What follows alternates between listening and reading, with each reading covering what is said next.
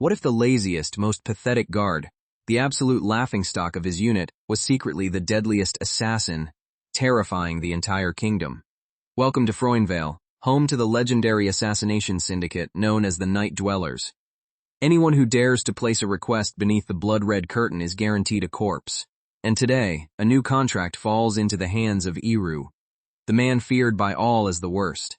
The story begins at an Eastern Gate training ground, where a renowned swordsman effortlessly defeats a powerful guard in only a few exchanges. Even the seasoned vice-captain admits defeat and recognizes the overwhelming skill of the sword saint Godefroid. Watching from the sidelines is Iru, the lowest-ranked trainee of the Eastern Gate Guard. While the other soldiers marvel at the sword saint, they gossip that war is approaching and that strange, elite units such as the Silver Wolves and Demon Cutters have begun appearing more frequently. The guard's conversation soon turns darker. Although magic supposedly vanished centuries ago, rumors claim that certain killers still use ancient spells, and people have recently died in ways no normal weapon can explain. Those feared criminals are known as the Night Dwellers. The visiting swordsman receives a formal request from Tarion, vice-captain of the Eastern Gate Guard. Tarion praises his rise from commoner to royal swordsmanship instructor, but the sword saint humbly dismisses the ceremony and agrees to help, because Captain Sykes personally asked him. The soldiers crowd around the sword saint, showering him with exaggerated praise and begging for instruction.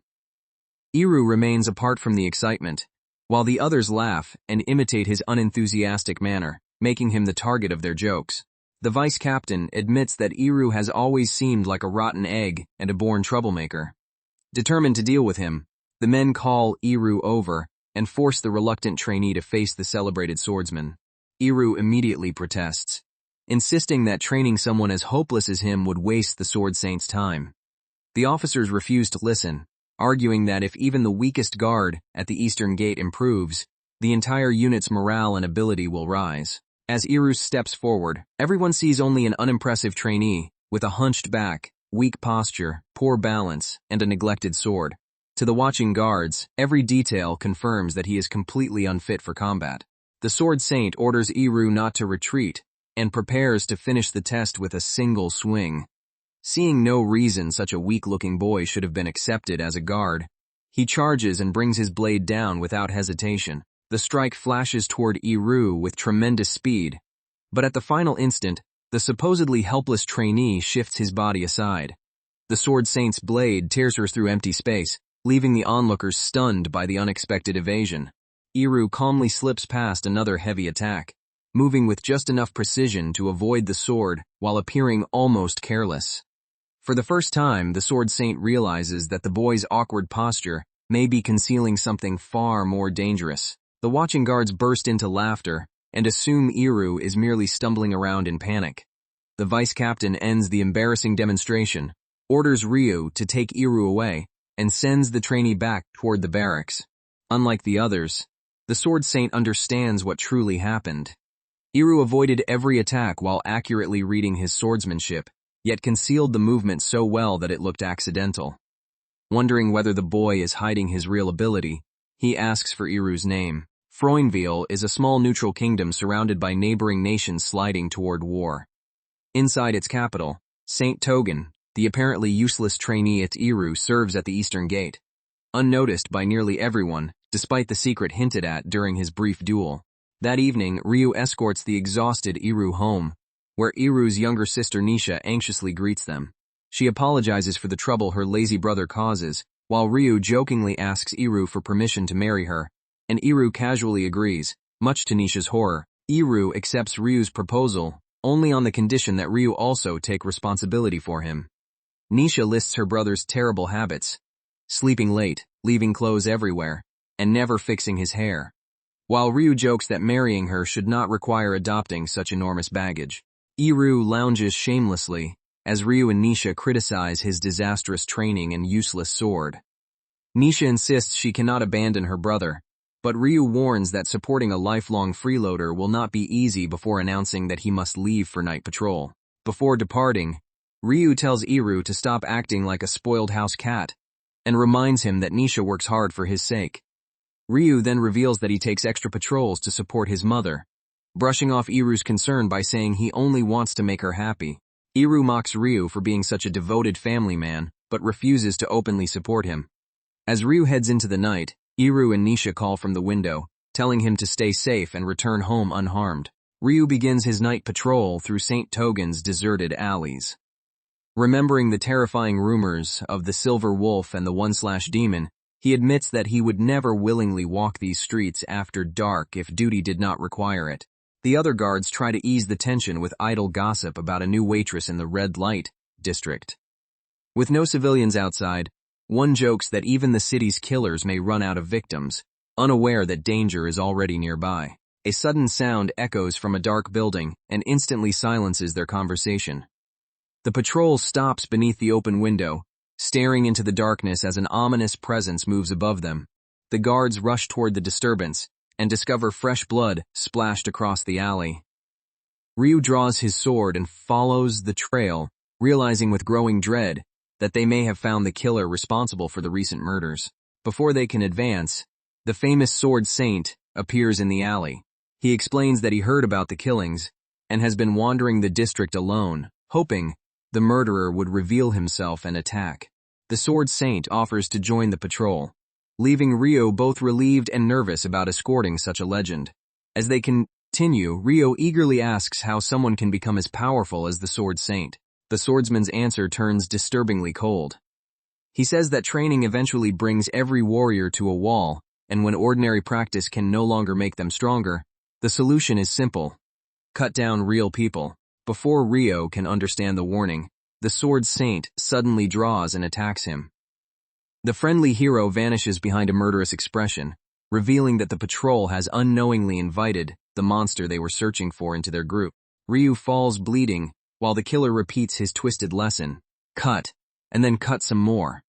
He darts through the alley and slaughters the remaining guards before any of them can organize a defense. The murderer delivers the final blow and tells Ryu that only the experience of killing can create true strength. As Ryu's life fades, he apologizes to his mother for leaving her alone, while the killer celebrates another human stepping stone. The alley is left covered in bodies and blood. Barely conscious, Ryu reaches out and begs for help, but the killer calmly stands among the fallen guards as the last traces of Ryu's strength disappear. After wiping the blood from his blade, the disguised sword saint suddenly senses someone watching from the darkness. He turns toward the alley, but the hidden observer has already vanished, leaving him unsure whether the presence was real. By the time Iru reaches the crime scene, the patrol has been completely annihilated.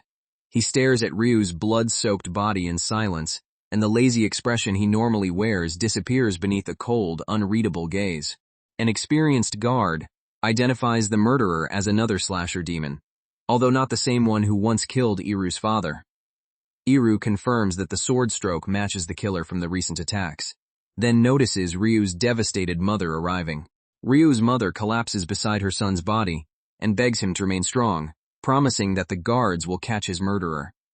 Her grief quickly becomes rage as she demands that the commander find the killer immediately, insisting that an arrest alone will never be enough. Consumed by despair, the grieving woman demands that her son's murderer suffers the same fate, or something even worse. When ordinary justice seems too weak, someone in the crowd urges her to call the legendary night dwellers. After the bodies are removed, Ryo's mother wanders through the streets in a daze, repeating her son's name and wondering why this tragedy had to happen. The whispered suggestion about the night dwellers remains fixed in her mind. A strange child appears and gives the grieving mother precise instructions. Visit Three-Tone Alley on Nameless Street at dusk, and she will find what she seeks. Before the woman can ask who she is, the mysterious girl disappears. At dusk, Ryu's mother searches the indicated alley for a curtain bearing a sword symbol. At first she finds nothing and begins to fear that the night dwellers are only a cruel rumor. Then the setting sun casts a dark shadow across a crimson curtain hanging from a window. The shape forms the unmistakable image of a sword, revealing that the hidden entrance was concealed in plain sight. The woman recalls the urban legend, beneath the crimson curtain and its black sword of judgment.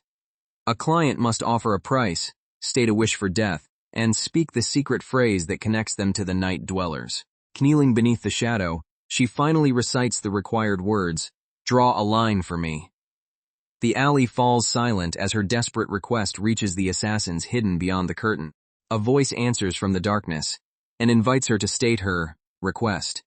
Fighting through tears, Ryo's mother begs the night dwellers to kill the slasher demon who murdered her son. The assassins warn that their services are not cheap, but she no longer cares what happens to her. She offers every coin she saved for Ryu's future wedding and promises to accept any punishment if the money is insufficient. The hooded night dweller reminds her that revenge cannot restore the dead. However, the young assassin called Red Cat argues that some people cannot move forward without closure and asks who should receive the assignment. Before anyone else can answer, Iru claims the job for himself. The leader warns that mixing personal feelings with assassination is unprofessional, but after Iru asks to indulge him just once, the mission is placed in his hands. The truth is finally revealed. The kingdom's weakest and laziest guard is actually an S-class assassin. Within the Night Dwellers, Iru is feared by the title, The Worst, one of the most dangerous killers alive. Back at the barracks, the furious guards want to hunt the slasher demon immediately and avenge comrades such as Ryu. Their commander orders them to wait for reinforcements, refusing to lose more men against an enemy this powerful. While everyone argues, Iru quietly announces that patrol has been suspended and he is going home to sleep. The others accuse him of abandoning his dead comrades, unable to imagine the mission he has already accepted in secret. Iru coldly says that death is final and that revenge is merely satisfaction for the living. He walks away as if he feels nothing, using those harsh words to hide the fact that he is already preparing to kill Ryu's murderer himself. The furious guards call Iru heartless and useless as he leaves the barracks. Without turning back, he repeats that death is the end, making certain no one suspects how deeply Ryu's murder has affected him. Once he is alone, Iru's carefree smile disappears and darkness fills his eyes. He admits that what comes next is no longer about justice or duty. It is simply his own personal satisfaction. As night approaches, frightened residents hurry indoors and lock their doors. News of the latest slaughter has spread throughout St. Togan, leaving the streets empty long before darkness fully arrives. The city falls silent beneath the night sky. For ordinary people, this is the hour when murderers and monsters move freely, and every unlit alley seems capable of swallowing anyone who enters.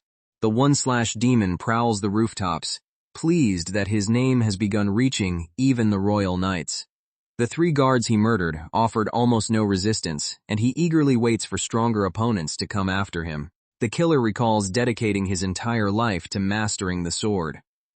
Even after countless hours and thousands of matches, repeated defeat convinced him that ordinary training could never carry him to the higher realm he desired. Desperate to break through that wall, he chose real human lives as practice. His first killing filled him with fear and anger, but he continued slaughtering bodies again and again until murder became another form of training. Over time, the thrill of taking life refined every movement of his blade. Each strike became cleaner and more beautiful, and he became convinced that these killings would make the name of Sword Saint Godefried immortal. Behind the respected hero's face lies the grinning one-slash-demon. Godefried no longer sees victims as people. To him, every corpse is merely proof that his sword has climbed closer to perfection. Godefried expected the soldiers, commanders, and knights to pursue him and provide worthy battles, but their caution disappoints him. Most frustrating of all, Iru appears to show no desire for revenge. Despite the strange killing intent Godefried sensed in him before. Spotting Iru walking through the deserted district alone, Godefried decides the lowest-ranked guard is being recklessly careless. He follows from the shadows, curious to discover whether the boy is truly as harmless as he pretends. Godefried approaches openly, and Iru acts surprised to meet the Sword Saint at night. Their casual conversation hides mutual suspicion. Godefried remembers Iru's unnatural dodge, while Iru jokes that encountering the one-slash-demon would mean certain death. Iru warns that the district is dangerous, and says even the Sword Saint should remain careful. Godefried dismisses the advice with a smile, and the two appear to separate while each quietly waits for the other to make the first move. The instant Iru turns away, Godefried launches a silent slash from behind. The blade passes through the trainee's body so quickly that the assassin seems to die before he can react. Blood sprays across Iru's clothes as Godefried completes the ambush. Certain that he has eliminated the suspicious guard in one stroke, the Sword Saint allows himself a victorious smile. Godefroid mocks the fallen Iru for lowering his guard and repeats the warning he had just been given. To him, the boy is now nothing more than another careless victim added to the alley. A calm voice suddenly answers from behind Godefroid. The real Iru stands completely unharmed and reminds the Sword Saint that he was also told to be careful, revealing that the body Godefroid cut was only a deception. Godefroid spins around in shock, but Iru is already moving through his blind spot. The hunter is forced onto the defensive as the supposedly weakest guard closes the distance without making a sound. Iru's counterattack tears across Godefroid's back before the Sword Saint can turn. Godefroid staggers forward, unable to understand how an opponent he believed dead struck him from behind. Collapsing in the alley, Godefroid insists that no one had been behind him and that he could not possibly have missed such a presence. Iru coldly tells him that the Sword Saint is simply one more dead body. Godefroid finds no wound on Iru's body and wonders whether his own slash somehow rebounded against him. The impossible result shatters his confidence. Because the attack resembles a power no normal swordsman could perform, Iru asks whether Godefroid truly believed he was the only monster lurking in St. Togen's alleys. As the wounded Sword Saint demands his identity, Iru makes it clear that ordinary sword skill can never defeat him. Standing over Godefroid, Iru explains that some assassins possess inhuman abilities born from a curse that slowly consumes their bodies. Strength and technique are meaningless against monsters who no longer obey normal human limits. Godefroid finally understands that Iru belongs to the unidentified organization feared throughout the kingdom. Iru confirms it without hesitation. They are the Night Dwellers. Because Godefroid stole the most precious person from Ryu's mother, Iru decides to take away what matters most to the Sword Saint. He does not intend to kill him immediately. First, he will destroy the name Godefroid worships. Iru points to the wound across Godefroid's back and declares that it unmistakably resembles the signature technique of the one-slash-demon. For a swordsman who values honor and reputation, that mark will become a living humiliation. If the public learns that the famous Sword Saint was cut in the back while supposedly fleeing, Godefroid's heroic reputation will collapse. The legend he built throughout his life will be replaced by shame. Iru promises to serve as the sole witness to a different story. The one-slash-demon defeated the Sword Saint and vanished without a trace. The murderer's criminal title will survive, while the honorable name Godefroid treasured will be erased. Having inflicted the punishment Ryu's mother desired, Iru orders Godefroid to carry his tainted name into hell. He leaves the broken swordsman behind, showing no mercy and no satisfaction on his face. Several days later, life at the Eastern Gate begins returning to normal. Iru once again wears the lazy expression of an ordinary trainee, keeping the truth of Godefroid's defeat hidden from everyone around him. In the days following Godefroid's disappearance, the murders stop completely. Iru quietly concludes that Ryu's mother must have understood the Night Dwellers, fulfilled her request, while everyone else assumes the mysterious killer simply vanished. Unable to remain near the barracks after losing her son, Ryu's mother prepares to leave St. Togen. Iru happens to meet her beside the carriage and offers to carry her heavy luggage, pretending the gesture means nothing. Iru loads the woman's belongings onto the departing carriage and returns the final bag to her. As she accepts it, she notices something hidden inside and looks back at him in confusion. Inside the bag is the entire payment she once offered the Night Dwellers. Iru secretly returned the money, then tells her that Ryu always wished above all else for his mother to live happily. Iru gently warns that Ryo will never rest peacefully if his mother spends the rest of her life trapped in grief. His simple words finally reach her, giving the broken woman a reason to continue living. The driver calls for the final passengers to board, forcing their brief farewell to end. Ryu's mother climbs into the carriage with the return savings and a new determination to honor her son's wish. As the carriage begins moving, she smiles and waves back at Iru.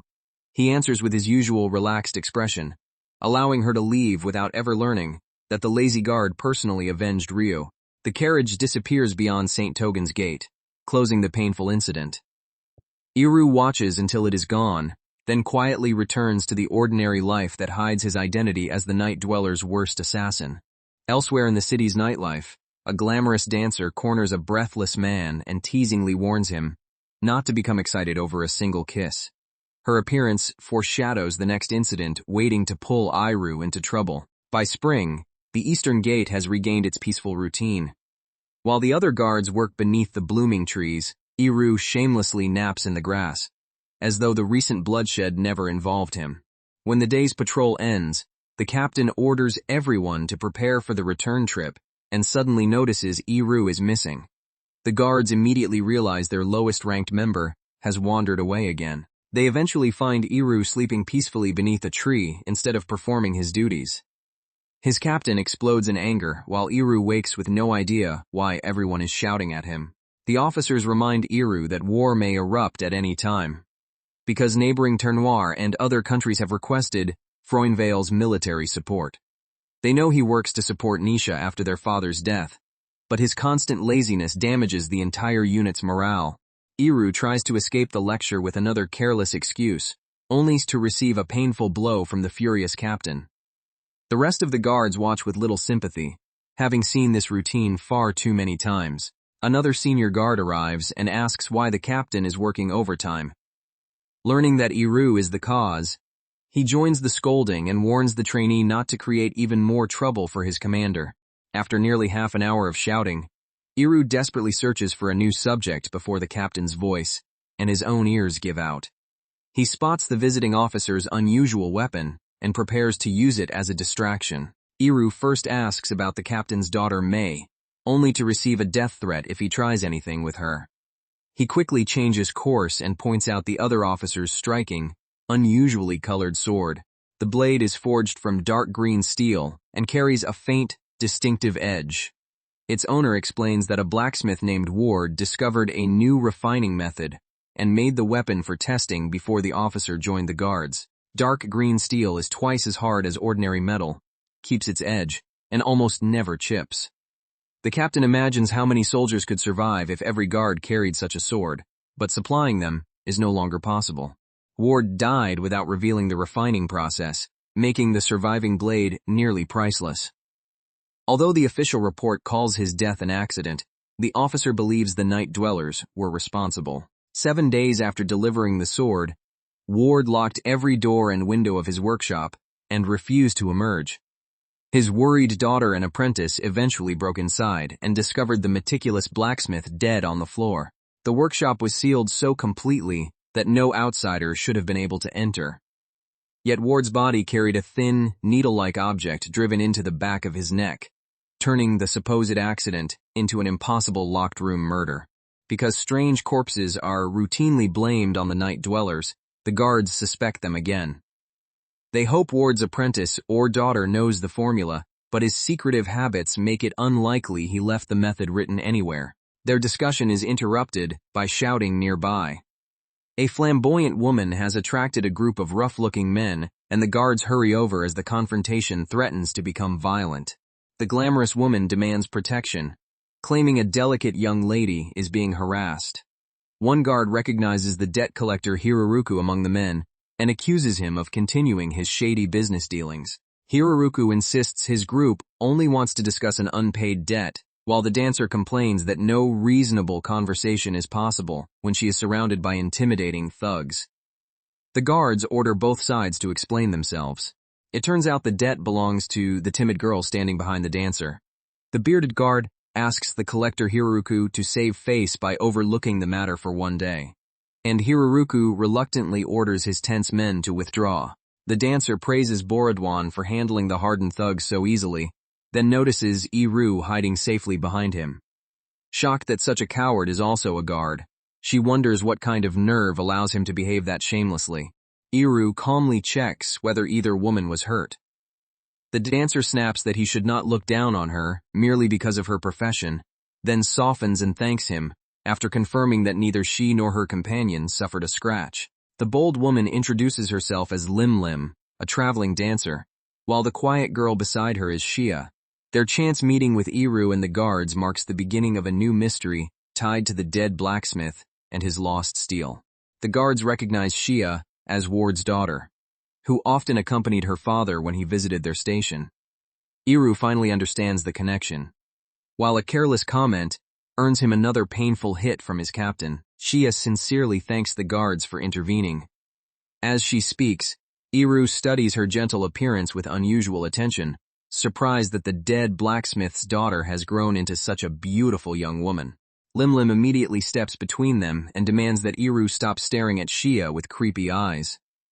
Iru insists he meant nothing improper, but his unconvincing reaction only makes the dancer more suspicious. When questioned about the debt, Shia explains that Hiroruku's men appeared at the shop and demanded repayment for money her father supposedly owed. Since Ward never mentioned any loan, she has no idea whether the claim is genuine. Shia now works as a server in an entertainment district bar, where Limlim sometimes dances. Even if the debt is real, she has nowhere near enough money to pay it, and fears her remaining family could lose everything. The collectors claim Ward's research on dark green steel would easily cover the debt if sold to the blacksmith guild.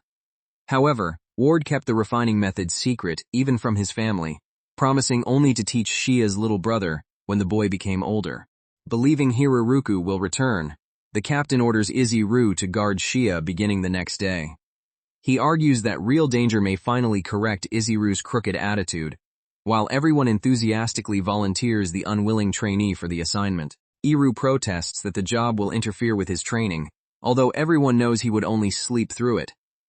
The captain gives him a choice: protect Shia or endure non-stop personal training as punishment for slacking. Back home, Iru casually tells Nisha he will spend every day guarding a beautiful girl named Shia. Nisha immediately asks which of them he finds cuter, turning the simple assignment into a dangerous test for her adopted brother. Iru responds with ridiculous praise, declaring that no woman in the world is cuter than Nisha. Their mother points out that Shia has the right to choose too and jokes that Nisha may be the only girl strange enough to like Iru.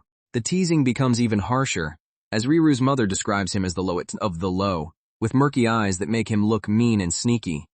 Iru reminds her that he is still her son, but she shows him no mercy.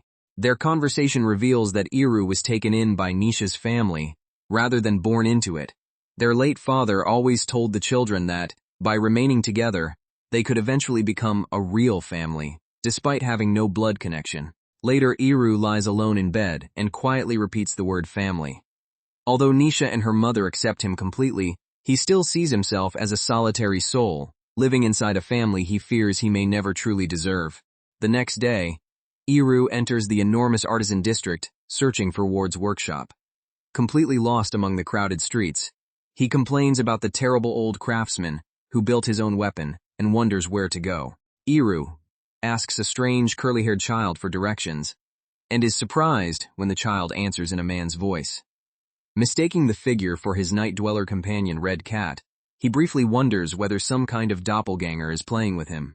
When Iru finally reaches Shia, Limlim teases her for receiving such a devoted bodyguard. She compares Iru to a gorilla, while Shia quietly watches their ridiculous argument and admits she does not understand their jokes. Ward's home and workshop are far larger than Iru expected, but Shia explains that the property will pass into someone else's hands within a month. The family's debts have made keeping the estate impossible. Shia plans to sell the mansion and use the money to pay Hiroruku, although she had hoped to save it as startup capital for her little brother's future silversmith business. A former apprentice named Torque has already found a buyer. Shia invites Iru and Limlim inside the vast house, explaining that most of the first floor served as Ward's workshop. Iru jokes about evaluating the home as Shia's future husband, earning an immediate warning about what will happen if he ever betrays her. The group enters the dark, abandoned workshop where Ward spent countless nights researching alone. Tools and unfinished metalwork remain exactly where he left them, turning the silent room into a reminder of his mysterious death. A small boy suddenly appears in the hallway, and Shia scolds him for failing to greet their guests. The child is Pita, her younger brother and the person Ward intended to teach the secret steel-making method. Pita bluntly calls Iru a weird bodyguard, forcing Shia to apologize for his manners. Iru says he has heard similar insults his entire life and chooses to interpret weird as simply meaning someone extraordinary. The conversation grows more chaotic when Pita remembers their father's instruction that he and his brother should blast away any man Shia brought home. Iru realizes the late blacksmith prepared an alarming defense against future boyfriends. That evening, Lim drinks with Shia inside the house. Observers are surprised that Shia can still smile after losing her father, but her calm expression hides how hard she is working to protect her brother and their future. Lim becomes increasingly drunk while Iru remains nearby. Between complaints about her ridiculous name and wild behavior, he reminds her that protecting Shia is the only reason they are gathered there. A noise from the entrance suddenly interrupts the relaxed atmosphere. Iru and the others freeze as several unfamiliar presences enter the mansion without permission. Hiruruku's men flood the hallway and loudly demand to see Ward's daughter. Their return proves that the temporary agreement at the marketplace has already ended. Despite being assigned as Shia's bodyguard, Iru immediately hides behind Lim and urges her to sacrifice herself so the young people can escape. Lim furiously reminds him that protecting her was never part of the job. Iru suggests that Lim distract the intruders with a dance while he runs away, and their argument becomes louder than the threat itself. Shia begs everyone to stop fooling around and handle the situation seriously. The thugs suddenly fall silent as their true leader enters. Known throughout the underworld as Serpent Hiruruku, he tells Shia not to be afraid and claims that he only wants a private conversation with Ward's daughter. The bearded guard tries negotiating with Hiruruku, suggesting he wait till Shia receives money from selling the house. Hiruruku reveals that the property is already mortgaged to another lender, so its sale will not settle his debt. Hiruruku explains that Ward's former apprentice Torque admitted a written record of the dark green steel process exists somewhere in the workshop. If Shia hands it over, the blacksmith guild will pay enough to erase everything she owes. Shia insists she knows nothing about such a record, but Hiruruku assumes she is hiding it and threatens to make her talk. Before his men can seize her, an unknown traveler forces his way into the mansion. The newcomer launches himself at the collectors and knocks the first attackers aside with a sudden, powerful strike. Everyone freezes as the red-haired stranger stands between Shia and Hiruruku's gang. The traveler says he belongs to no particular group and simply could not ignore such unreasonable demands. Lim immediately praises his decency, while Iru's attempts to join the conversation only create another argument about appearances. Iru admits the stranger may look respectable even if he is rotten inside, prompting Lim to point out that Iru is scummy both inside and out. Hiruruku orders the red-haired traveler to leave, but the man refuses to abandon Shia. Hiruruku's thugs attack together, only for the traveler to meet them head-on. His movements are direct and fearless, and he begins throwing the collectors across the room before they can surround him. One attacker after another crashes into the furniture as the stranger overwhelms the entire gang. Even Hiruruku realizes that this wandering fighter is far stronger than an ordinary traveler. Unable to win without greater losses, Hiruruku orders a retreat and promises to return another day. Before leaving, he demands the stranger's name, so he will know whom to punish later. The red-haired man introduces himself as Hiker and openly invites Hiruruku to come after him anytime. After checking that Shia is safe, he prepares to leave without asking for payment or recognition. Grateful for his help, Shia shyly offers to treat Hiker to a meal. Lim immediately begins flirting with the handsome traveler, while Iru watches their excitement with disgust and assumes Hiker may have been drinking. Iru rudely tells Hiker to get lost, partly because he stayed only to annoy Lim. Yet beneath the insults, Iru admits to himself that the traveler appears to be a genuinely decent person. Iru also considers Hiker a fool for confronting dangerous criminals without any allies or backup. The next day, his concern proves justified in the worst possible way. Hiker's apparently lifeless body is discovered floating in the river. The guards recover him and conclude that the stranger who protected Shia was murdered only hours after challenging Hiruruku. At the station, the guards discuss the body washed ashore that morning. Iru immediately connects the victim to the traveler from Shia's mansion and asks what investigators learned. Everyone suspects Hiruruku's group, but arresting them without evidence would be difficult, especially since Hiker was an unidentified traveler with no family to complain. The guards bitterly accept that this rotten world often blames the victim for getting killed. Hiker's apparent corpse carries a massive tattoo across its stomach reading, "Please bury my body in the ground." The guards honor the strange final request, unaware that the burial will not be the end of his story. The captain tells Iru that running away will not solve Shia's problem and orders him to find a way to repay the debt. He suspects Ward truly hit a record of the dark green steel technique and believes selling it could save the family. Iru returns to Ward's home the next morning and resumes his bodyguard duty. Shia thanks him again, while Lim loudly questions whether the famously lazy guard protected anyone properly during the previous night. Iru tells Lim to lower her voice because her drinking left him with a headache. He refuses another overnight shift and asks whether anything unusual happened while Shia was alone. But both women report nothing suspicious. Iru learns that Pita has left to train under one of Ward's old blacksmith friends. Although he would rather avoid more trouble, Iru cannot abandon Shia and her brother, while the hidden technique and their father's murder remain unresolved. He asks permission to inspect Ward's workshop. Shia explains that Torque already searched the upstairs filing cabinet for the dark green steel record, but despite removing every document, they found nothing. Inside the workshop, Iru notices fresh scratches on the floor that were not made yesterday. Lim follows because she refuses to leave him alone with Shia, while Shia indicates the exact spot where Ward's body was found face down. The room's only windows sit high near the ceiling, too small for even a cat to pass through. Since Ward was stabbed from behind beside the wall, the sealed workshop appears to make the murder physically impossible. Shia admits that grief once drove her to seek the night dwellers for help. Iru dismisses the idea that they are heroes of justice, reminding her that the feared group consists of assassins, not noble rescuers.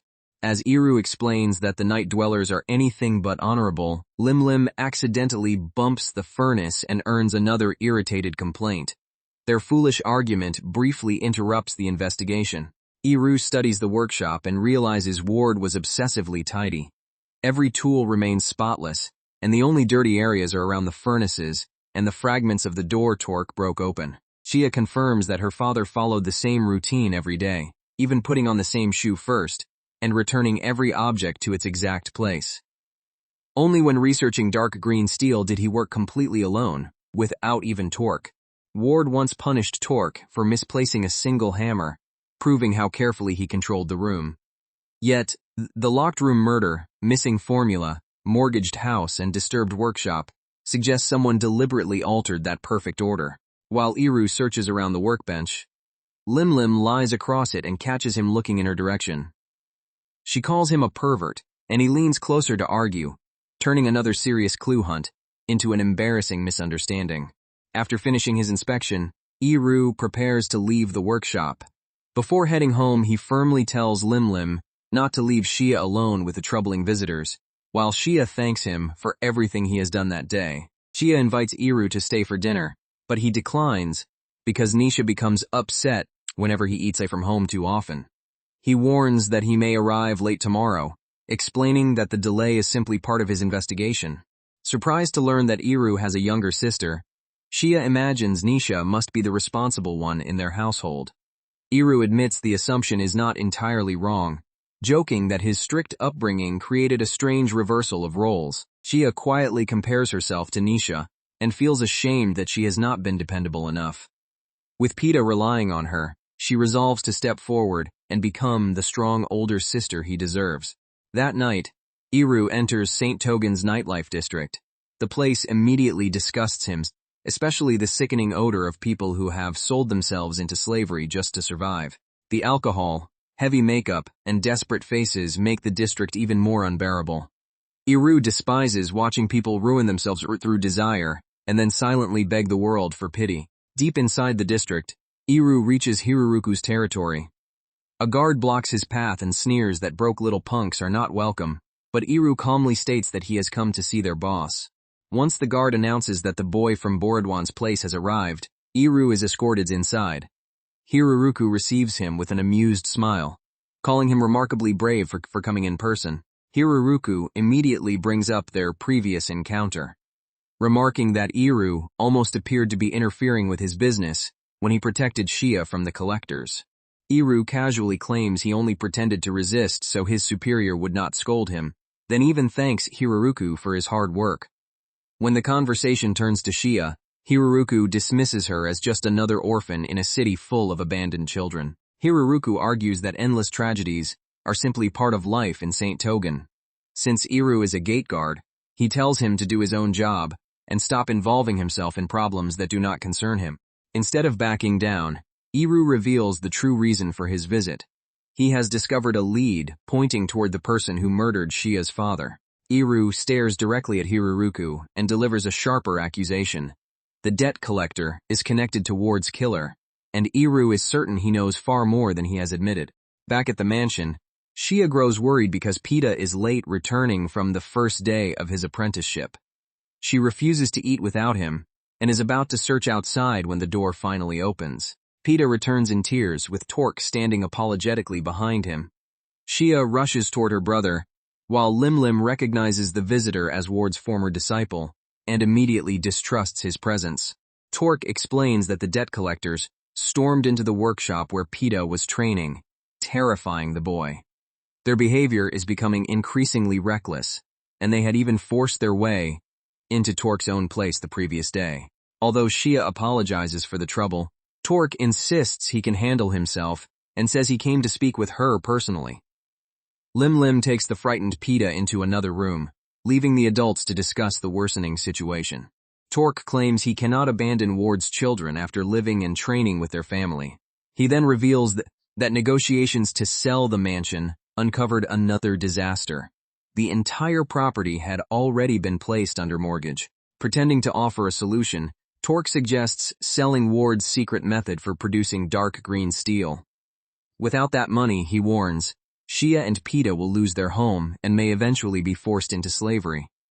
But Shia does not know where her father hid the formula. Torque's suggestion becomes far more sinister when he remarks that Shia's beauty alone would earn enough money to clear the debt. His words leave her frozen as she realizes exactly what kind of sale he is proposing. Torque presses the fear deeper, claiming the debt will continue until both siblings are sold. Shia can endure suffering herself, but the thought that even Pita could be taken away finally breaks through her resistance. Pita's innocent voice calling her big sister echoes in Shia's mind. Looking at the brother who depends entirely on her, she understands that whatever decision she makes will determine his future, as well as her own. Convinced that she has failed to protect him, Shia decides she must somehow obtain the money and become more reliable for Pita. Torque watches in silence, allowing her desperation to push her toward the choice he wanted. At the same moment, Iru repeats his accusation in Hiruruku's room, declaring that the collector is connected to Ward's murderer. Hiruruku feigns confusion and politely asks him to explain the reasoning behind such a claim. Iru refuses to play along and orders Hiruruku to speak honestly. He explains that his goal is not necessarily to arrest the murderer. All he truly cares about is stopping the collectors from cornering Shia any further. Iru organizes Shia's crisis into 3 connected mysteries: Ward's locked room death, the missing dark green steel method, and the fabricated debt. Beginning with the murder, he insists the supposedly impossible crime was actually very simple. Ward followed the same habits every day with obsessive precision. While waiting for the furnace, he always leaned against the same wall and smoked, creating a predictable moment that someone familiar with the workshop could exploit. The killer only needed to make a tiny hole in that wall and thrust a thin stake through Ward's neck at the usual time. Such an attack required intimate knowledge of his routine, and outside his private research, the person who worked beside him most often was Torque. The garden lay directly behind the workshop wall, and on the day of the murder, Ward had expelled Torque over a trivial mistake and ordered him to weed there. That placed the apprentice in the perfect position to drive the hidden stake through at precisely the right moment. Iru therefore identifies Torque as Ward's killer, but explains that Shia's misfortune did not end with the murder. Ward kept meticulous financial records, and after examining them, Iru found no evidence that the alleged debt had ever existed. Iru lays out the complete scheme. Torque murdered the master he resented, joined forces with the collectors to invent a debt, mortgaged the mansion, and cornered Shia so he could seize both her property and Ward's priceless dark green steel formula. Hiruruku admits the theory is impressive, then asks what Iru actually wants. Iru answers that he came to take a share of the operation, assuming the mansion must have earned the blackmailers a considerable profit. Hiruruku laughs at the idea. Torque has not paid them anything yet, so the collector planned to claim Shia herself as the success fee. Iru notes that the so-called snake has become greedy enough to devour even his own partner. Hiruruku makes his answer clear by drawing a dagger behind Iru's neck. Smiling coldly, he says the only payment he can offer is the fare needed to cross the river of sighs, the price of death. A hired killer lunges before Iru can supposedly catch his breath and promises to show him some sympathy. Yet, Iru senses the attack without turning around, calmly thanking the man as the ambush begins. Elsewhere, Shia has already entered the Kurakara slave trading house. Sitting stiffly before its veiled mistress, she struggles to speak, knowing that the request she is about to make will destroy her own future. The slave merchant warns Shia to reconsider, but the girl insists she is willing to be sold. Kurakara asks whether she truly understands both where she is and who controls this place. Shia correctly identifies the woman as Kurakara, a wealthy and influential figure in Saint Togen's slave trade. Saying the words aloud makes the reality sink in. From this moment forward, she is preparing to become someone's property. Kurakara asks whether Shia understands that a buyer will hold absolute power over her life and death. Shia answers that she does, declaring that she is prepared to sacrifice everything for Pita's future. The merchant describes the horrors without mercy. Shia could be abused, tortured for amusement, killed without reason, or forced into suffering worse than death. And Kurakara demands to know whether she has considered every possibility. Shia still answers yes.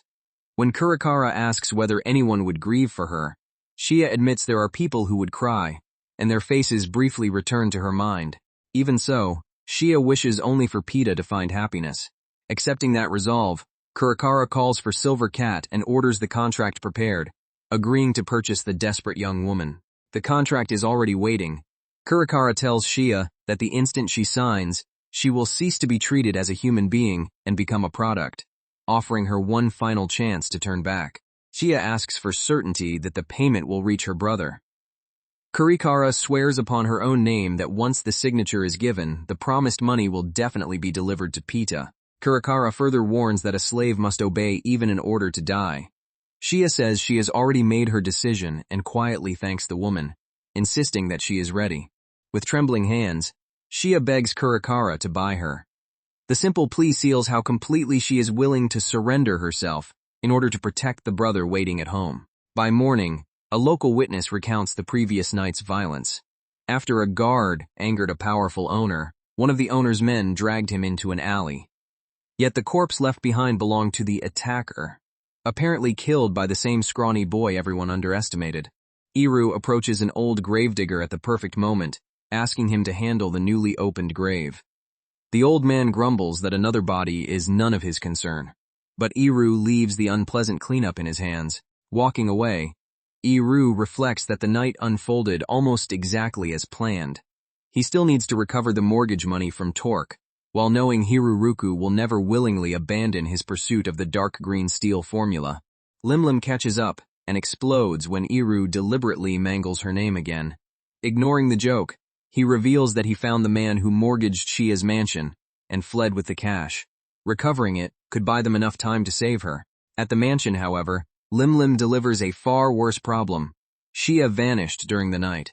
Pita is still there, but Limlim fell asleep despite promising to watch Shia, and Iru furiously demands an explanation. Limlim remembers Shia returning home after Pita had gone to bed, so she probably did not simply run away with him. Iru asks about Torque's visit, but Limlim admits she barely listened to what the former apprentice told Shia. Iru berates Limlim as useless after all her confident promises.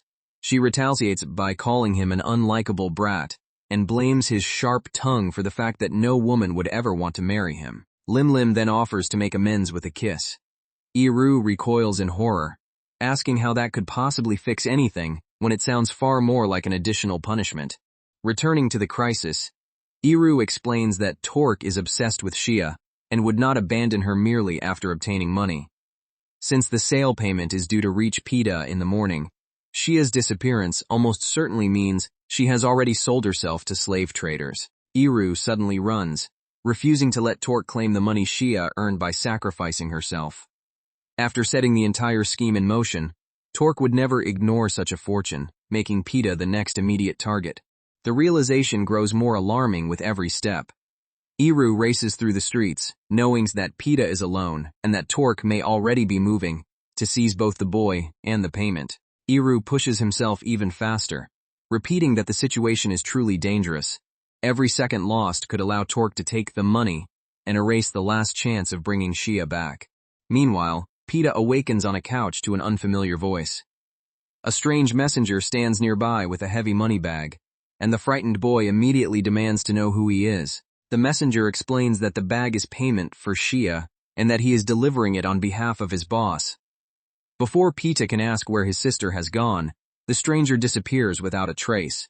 Opening the bag, Pita realizes that Shia must have sold herself for his sake. He calls desperately for his big sister, but only the silence of the mansion answers him. Torque arrives moments later and finds Pita agitated. The boy explains that Shia is nowhere to be found and that a strange man left the mysterious payment, while Torque pretends to share his concern. After hearing that the money came from Shia, Torque promises to use it to buy her back. Pita relaxes for an instant, believing the trusted apprentice will rescue his sister. Behind that reassuring smile, Torque reveals his true intention. Once he buys Shia, she will belong entirely to him. Pita is no longer useful, so the boy must be removed along with every remaining obstacle. Pita refuses to surrender either the money or his sister, and tries to escape. Torque drops the friendly act, grabs him, and orders the brat to give up before he makes the situation worse. Driven by greed and obsession, Torque screams that he will kill Pita. The terrified child fights free and runs, knowing that if the man catches him, both his life and Shia's final sacrifice will be lost. Pita forces his small legs to move faster and faster. He can hear Torque gaining behind him, but believes that if he reaches safety just a little farther ahead, he may still protect the money. The chase becomes brutal as Pita stumbles through the narrow streets. Pain and panic overwhelm him, yet he clings to the bag and refuses to stop while Torque closes the distance. Torque mocks the boy's attempt to escape, reasoning that the slums are too far away for Pita to reach. Pita changes direction, hoping to circle around and approach from the other side before his pursuer can kiss him. Suddenly, Pita's body begins to fail. His vision blurs, his steps weaken, and an unnatural sleepiness spreads through him, revealing that the injuries from the chase are far more serious than he understood. Pita collapses in an alley as fading memories drift through his mind. Distant voices celebrate a birthday and speak with warmth, while the exhausted child mistakes his slipping consciousness for simply falling asleep. As death approaches, Pita wonders why the day of his birth now feels like the day he will die. He does not want his life to end, and his final conscious thought reaches desperately toward his beloved big sister. Through his dimming vision, Pita notices an impossible sight: a crimson curtain hanging in the alley and a black sword beside it. He remembers the frightening rumor connected to those symbols. The legend says that anyone standing beneath the crimson curtain may contact a hidden group by speaking a password, naming the desired death, and offering payment. With nothing left to lose, Pita whispers, "Draw the line for me." A shadow answers that his request will be accepted. The assassin explains that their duty is to separate those who should live from those who should die, and Pita begs them to save his big sister. The figure warns Pita not to misunderstand. The night dwellers are assassins, not rescuers. To protect Shia, he must request the deaths of everyone trying to harm her, and their service will demand a price. Pita accepts despite the warning, and the light in his eyes finally disappears. His final wish becomes a binding assassination request, entrusted to the darkness at the exact moment his young life ends. As sunset approaches, Limlim searches the streets and calls desperately for Pita. Having split up with Iru hours earlier, she finds no trace of the boy and considers returning to the mansion before darkness fully settles. A cloaked youth suddenly appears and asks Limlim to follow him. His face resembles Red Cat's, and his identical cloak marks him as another mysterious operative connected to Kurakara and the Night Dwellers. At Kurakara's slave house, the youth introduces himself as Silver Cat. He bluntly explains that Red Cat is dead and announces that from now on he will serve as Kurakara's new handler. Silver Cat brings an urgent request, but tells Kurakara that it should be passed to 2 specific assassins. Though she has other matters to handle, Kurakara directs the pair toward the client waiting in the back alley. The two chosen figures move silently through the darkness toward the meeting place. Neither yet realizes that the client they are about to face is someone whose fate has already become deeply personal to them. They discover Pita's lifeless body and learn that his dying request was to kill everyone trying to hurt his sister. Kurikara admits the child could not be saved, but his final wish has now reached the assassins capable of carrying it out. Kurikara names the targets as Torque and Hiruruku, explaining their crimes against Shia. Because the two chosen assassins both have a personal connection to the case, she leaves the entire request in their hands. The revelation leaves both assassins staring at one another in disbelief. Their secret identities, carefully hidden in ordinary life, have suddenly collided over Pita's final request. Beneath their cloaks, Iru and Limlim slowly recognized the truth. Each has been working in the shadows while pretending to know nothing about the other's dangerous profession. Limlim blurts out that Iru is an assassin, only for him to point out that the same is true of her. Both are irritated that the other never revealed such an important secret. Limlim loudly introduces herself as a cheerful dancer who secretly works for the Night Dwellers, while Iru complains that assassins should not announce that in public. He also scolds Kurikara for never warning either of them about the other's identity. Looking at Pita's body, Iru cannot accept that the world demanded such a terrible price from an unarmed child. His anger turns toward the heavens themselves, and that injustice becomes the reason he will honor the boy's request. Iru recalls that Hiruruku repeatedly pressured Shia to sell the dark green steel formula specifically to the Weapons Guild. Since war makes the method extraordinarily valuable, that strange insistence reveals another hidden connection behind the conspiracy. Limlim notices that Iru's expression has gone completely lifeless and asks what is wrong. He admits that after everything surrounding Pita, even being told his eyes look dead is no longer something he can deny. Despite his exhaustion, Iru has already reached another conclusion. The person connected to the Weapons Guild is not merely an accomplice, but the true mastermind directing the entire scheme from behind the scenes. Kurikara accepts the plan and entrusts Silver Cat with the preparations. For the remaining target, she orders the summoning of an A-rank Night Dweller, known as the Undying King, declaring that the assassin's time has begun. The chosen force is revealed: the B-rank assassin Last Kiss, the feared S-rank assassin Worst, and the A-rank Undying King. Together, the three represent the Night Dwellers' answer to Pita's final request. The Night Dwellers formally accept the contract. As assassins who exist beyond ordinary society, they will drive every person marked for death across the boundary, separating the living from the dead.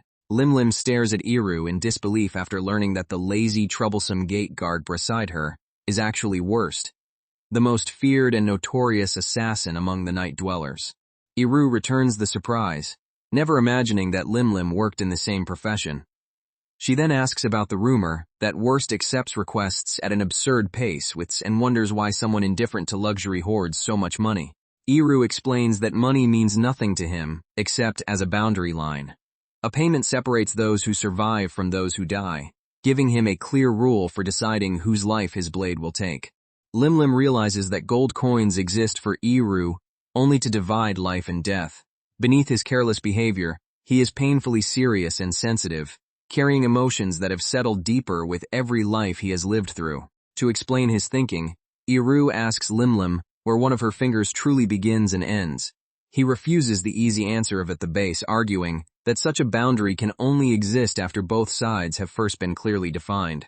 He points out that the border between finger, palm, and arm is naturally vague, just like countless divisions people accept without thought.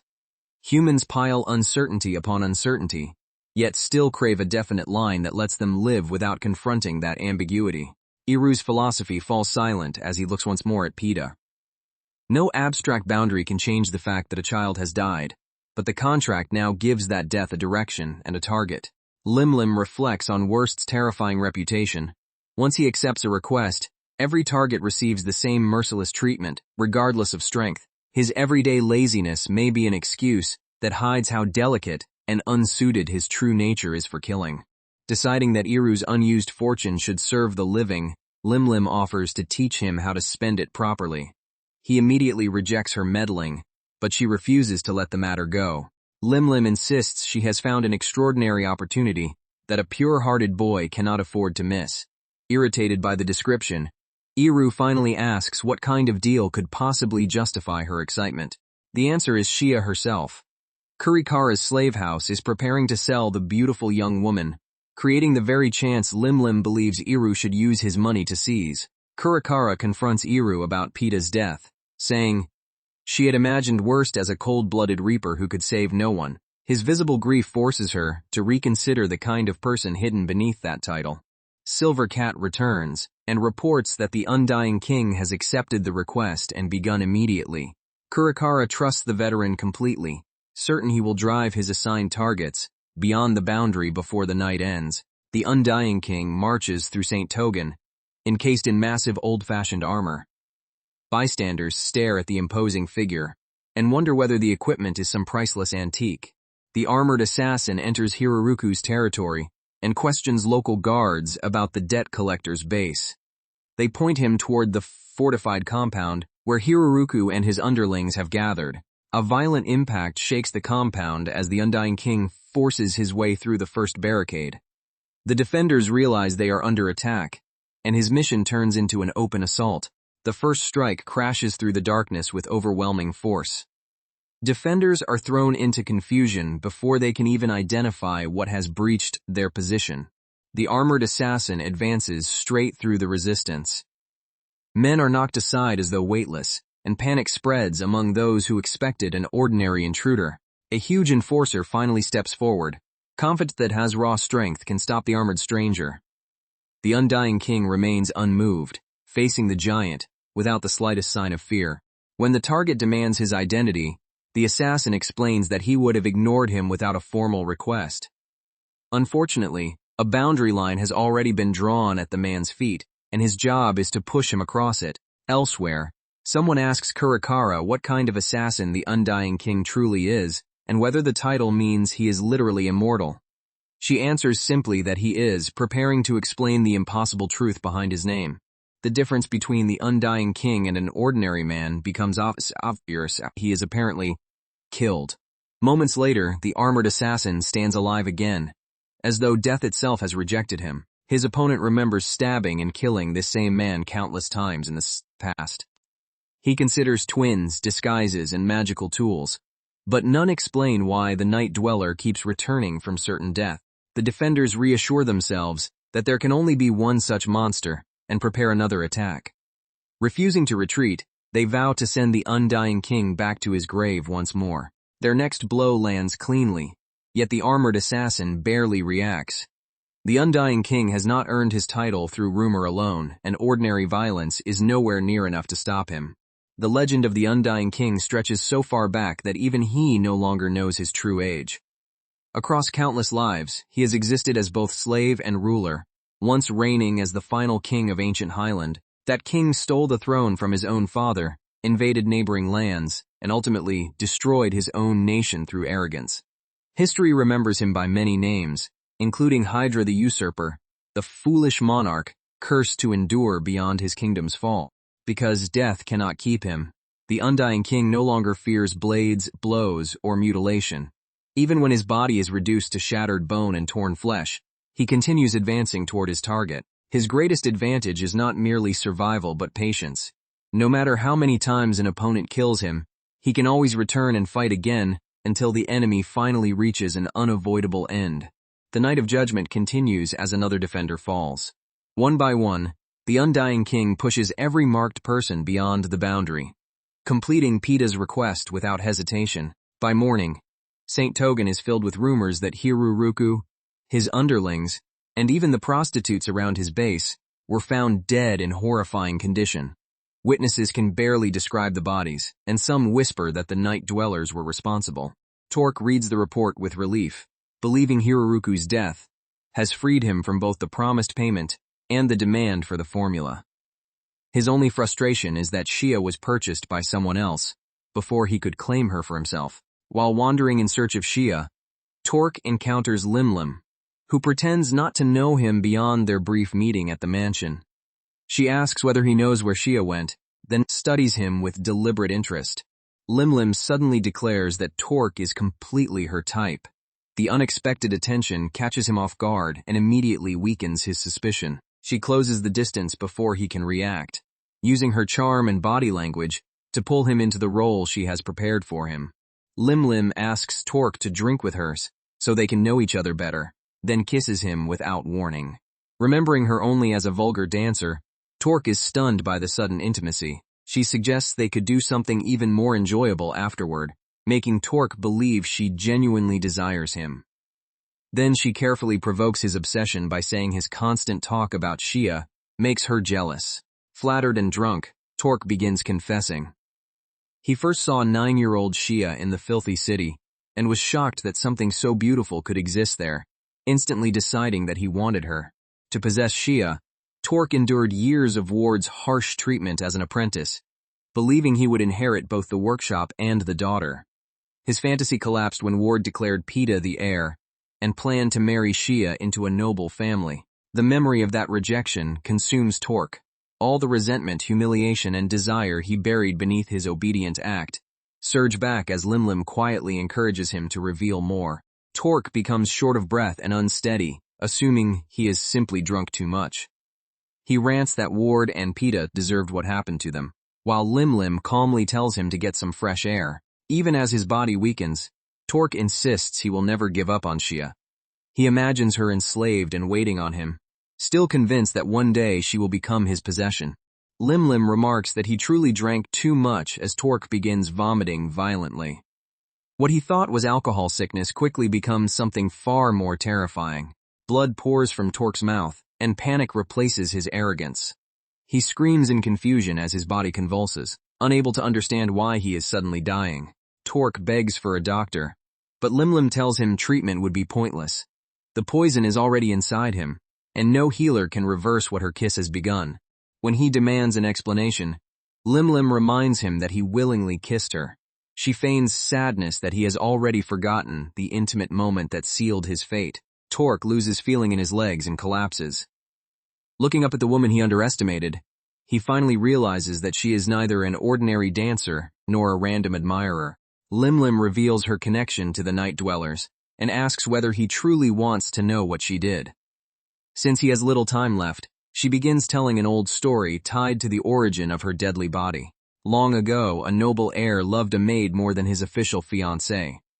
Consumed by jealousy after the maid became pregnant, the fiancé placed a terrible curse upon the unborn child. Unaware of the curse, the maid gave birth to a beautiful girl with her mother's brown skin and her father's blue eyes.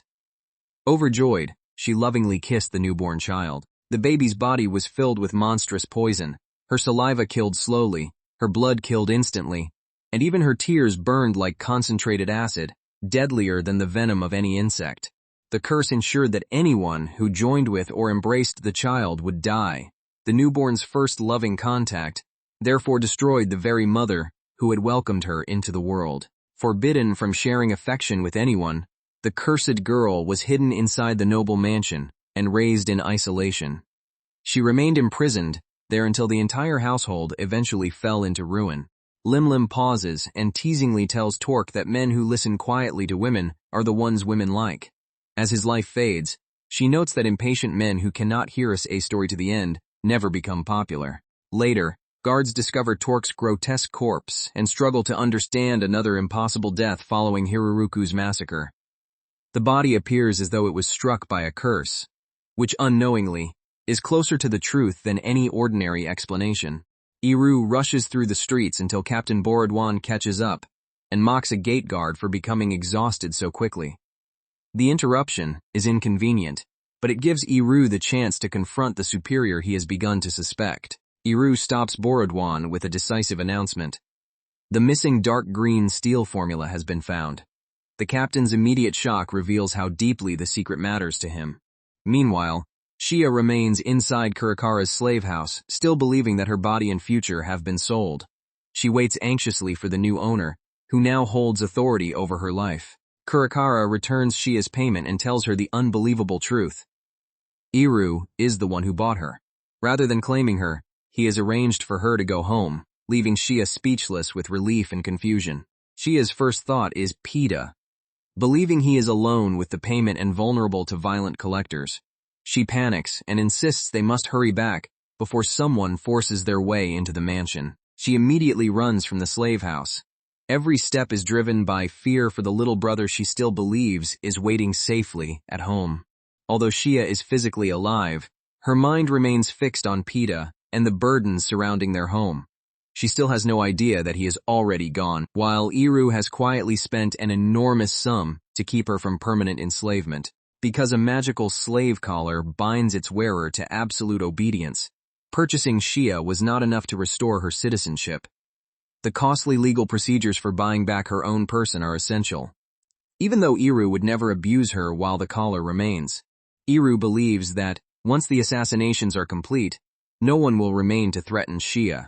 Just as he prepares to let the curtain fall on the case, an especially troublesome person arrives at the worst possible moment. Captain Borodwan demands to know why Iru dragged him out to the workshop. Iru avoids revealing that Shia is being hidden, and says the quickest explanation is to show his superior everything directly. Iru begins from the start, explaining that the entire incident began with Ward's murder. He identifies Torque as the killer, while Borodwan struggles to follow the sudden chain of revelations. Iru explains that Torque was Ward's live-in apprentice and has now been found dead in an alley. He then returns to the locked room murder, where Ward died despite the sealed door and tiny skylight. A filled hole in the workshop wall confirms Iru's theory. Torque drove a thin stake through it while Ward followed his usual routine. Unable to find the formula afterward, Torque and Hiruruku fabricated the debt, mortgaged the mansion, and turned their pressure toward Ward's children. Iru then asks why Hiruruku wanted the formula so desperately. Borodwan gives the obvious answer, money, but Iru insists there is something unnatural about the collector's behavior. Hiruruku repeatedly told Shia to sell the formula specifically to the guild. At first this sounded reasonable because the blacksmith's guild could pay well, but the wars surrounding St. Togan make that instruction suspicious. A greedy criminal like Hiruruku could have collected offers from several warring countries and driven the price enormously higher. Telling Shia to sell safely to one guild sounds nothing like the snake, meaning another incentive must have controlled him.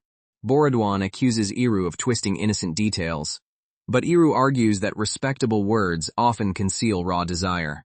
Hiruruku would never choose that path unless it offered a hidden benefit or protected him from a serious consequence. Stripping away the excuses leaves one conclusion. Someone pushed Hiruruku to steer the formula toward the guild. That unseen person must have offered profit, threatened punishment, or both. The mastermind had to know dark green steel's value, benefit from the guild receiving it, and possess enough influence to approach Hiruruku. Iru then pointedly asks whether Borodwan is still conducting the same shady dealings he once handled. Realizing he has been identified, Borodwan asks Iru to let the matter go for his sake. Iru pretends to agree and turns his away, causing the captain to praise him for finally behaving like a sensible subordinate. But Iru stops after only a step and quietly addresses him as boss. The pause makes it clear that obedience was merely a test, not surrender. Iru exposes Borodwan's justification. If St. Togan enters the war, gate guards will die first, so the captain wanted dark green steel weapons to save his men. Yet Iru believes even that noble explanation is not the complete truth. Borodwan cannot bear to watch his guards die, see their families weep, or accept blame for sending them to battle. Iru does not call that fear monstrous, but insists it is still an excuse the captain created to protect himself. This time, Iru refuses to look away like an accommodating adult. Pita was driven to death and Shia was left grieving, and allowing the mastermind to escape would be unbearable. Borodwan reminds Iru that after Gaspers died, he pulled the hopeless boy into the Guardwork Corps, gave him work, and treated him like a son. He asks whether Iru truly intends to betray the man who became his new father. The captain presses the emotional wound, demanding to know whether Iru can really raise his hand against his own father. For a moment, the empty workshop holds only that painful question. Iru apologizes, but says Borodwan is already standing beyond the boundary line.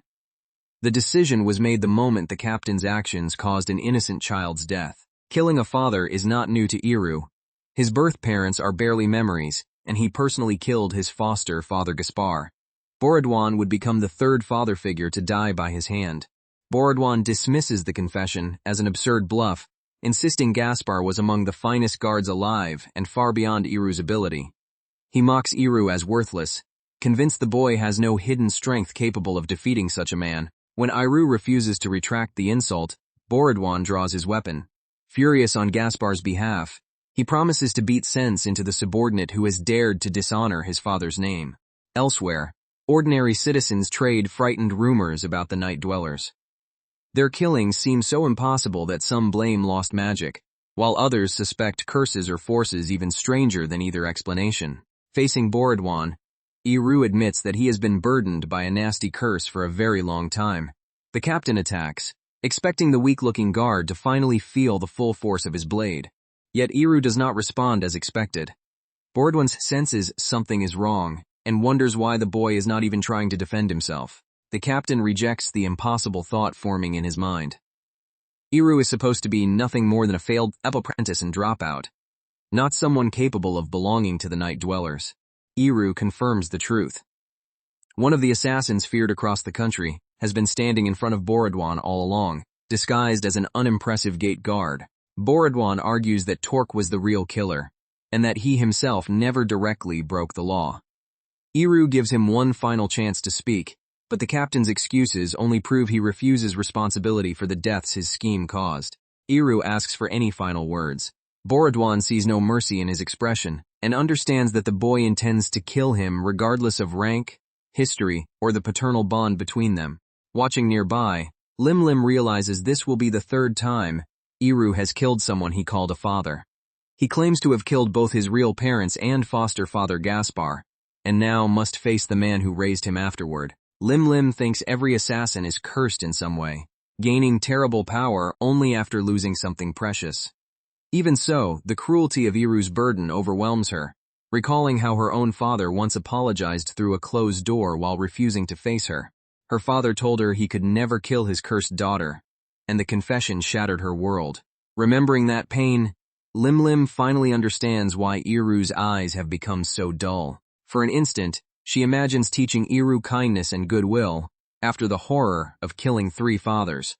But she recognizes that this urge may be less compassion than a desperate attempt to cling to someone even more broken than herself. Lim Lim compares Iru with Pita and immediately rejects the thought.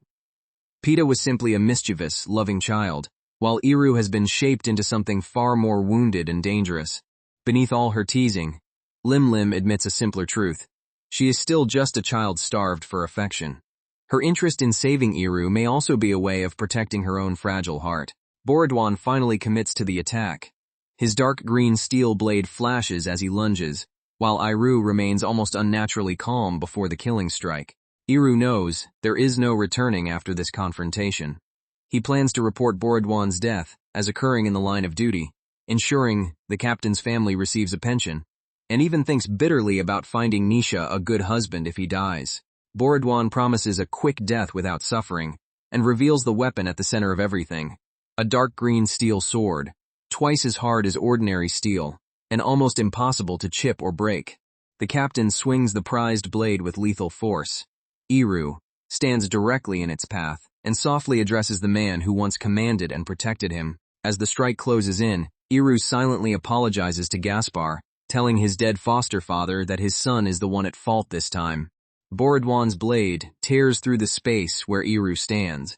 The attack appears decisive, leaving no visible chance for an ordinary person to survive. The violent exchange ends in an instant. For a heartbeat, neither man seems to understand which of them has actually been cut. Blood and motion blur across the courtyard as the result takes shape. Borodwan's certainty begins to collapse under the impossible reversal occurring before him.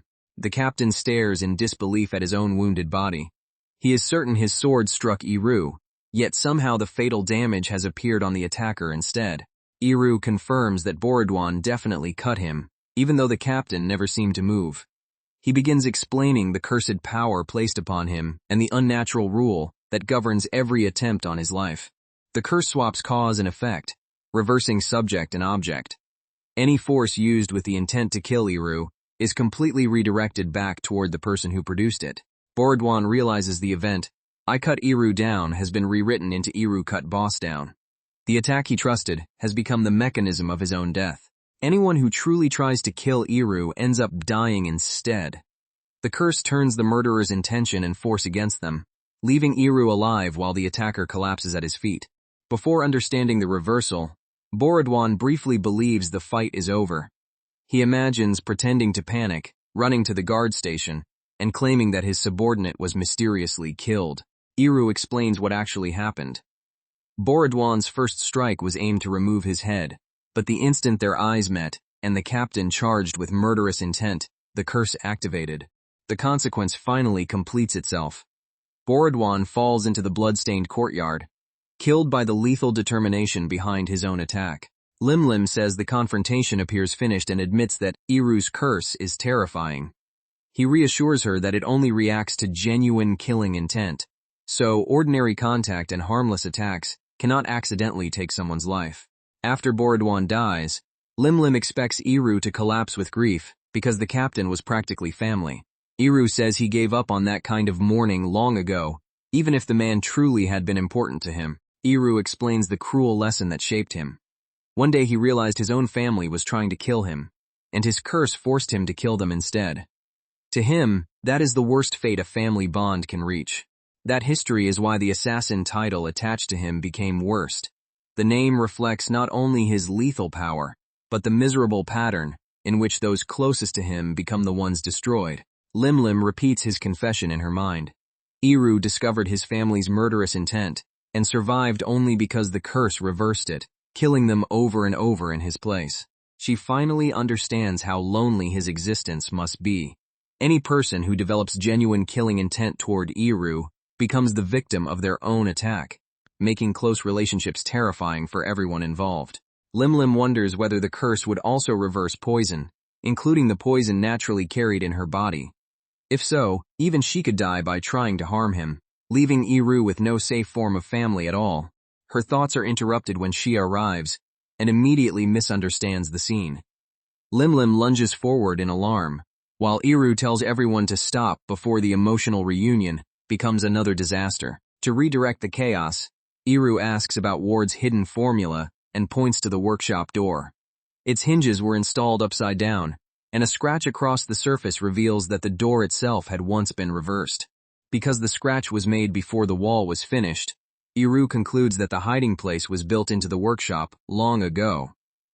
Ward's joke about revealing the secret once Peta grew taller was actually a clue to look above a child's usual eye level. They tear open the concealed section and discover Ward's dark green steel formula hidden inside the workshop structure. The secret that caused so many deaths had remained within the house the entire time. Shia is overwhelmed by the discovery and everything that has happened. Relief, grief, and exhaustion finally break through as the people around her try to decide what comes next. In the confusion, Shia tears part of her dress and then calmly addresses Iru as her master. She explains that he bought her only as an emergency measure, but without enough money to repurchase herself, the slave collar still binds her to him. Iru secretly knows the money recovered from Torque is sufficient to free Shia, but he refuses to become the scapegoat for hiding that fact.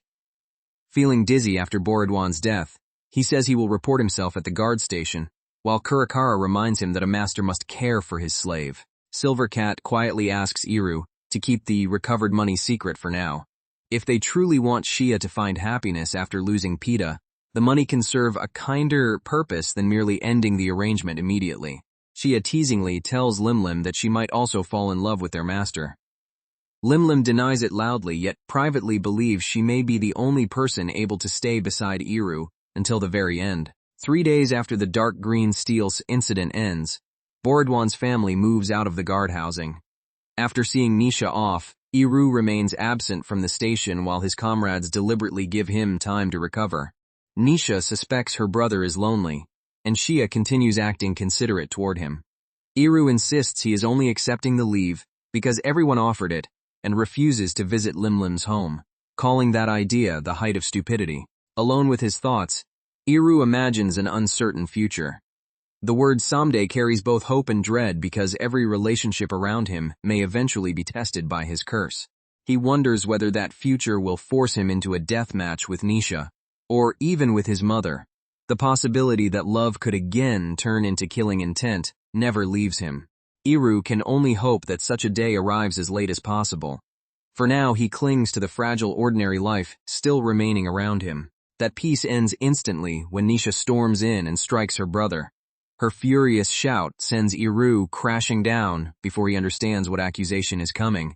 Nisha demands to know what he did to Shia, accusing him of deceiving a girl and making her his slave.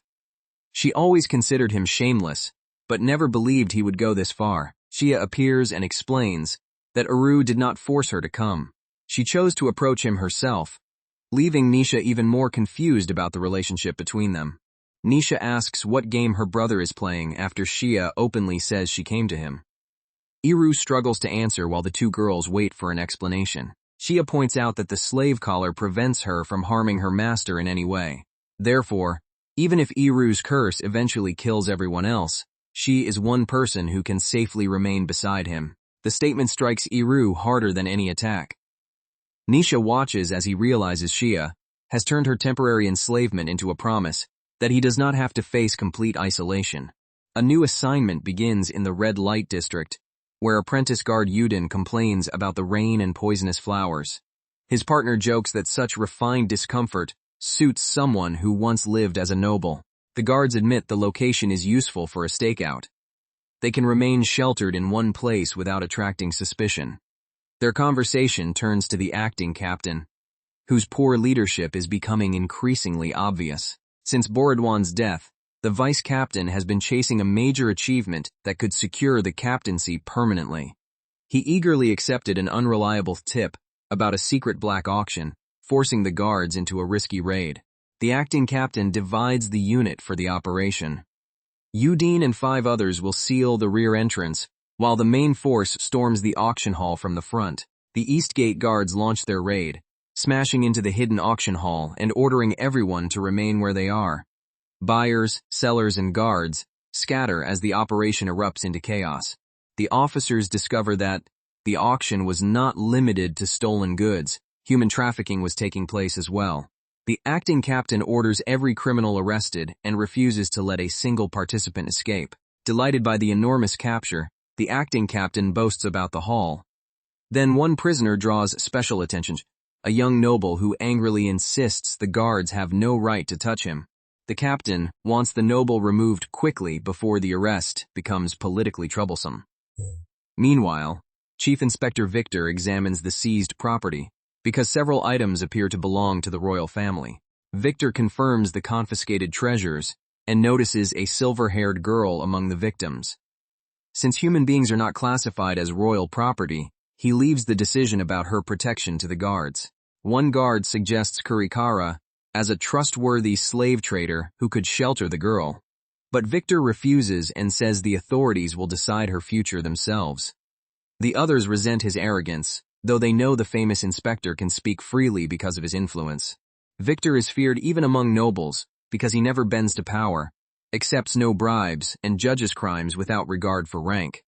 His rigid honesty makes him respected, but also deeply disliked by those forced to work beside him. At the station, the rescued girl explains that her name is Neris. After her grandparents died in the war, she traveled to St. Togan to find her mother, only to be kidnapped before reaching the city. Neris describes her mother as having the same rare silver hair and blue eyes. Because those features are unusual in St. Togan, the guards believe they should be able to identify the woman and begin recording a formal statement. Until the mother is found, Colt offers to let Neris stay with him and his wife, who have a spare room after their daughter married.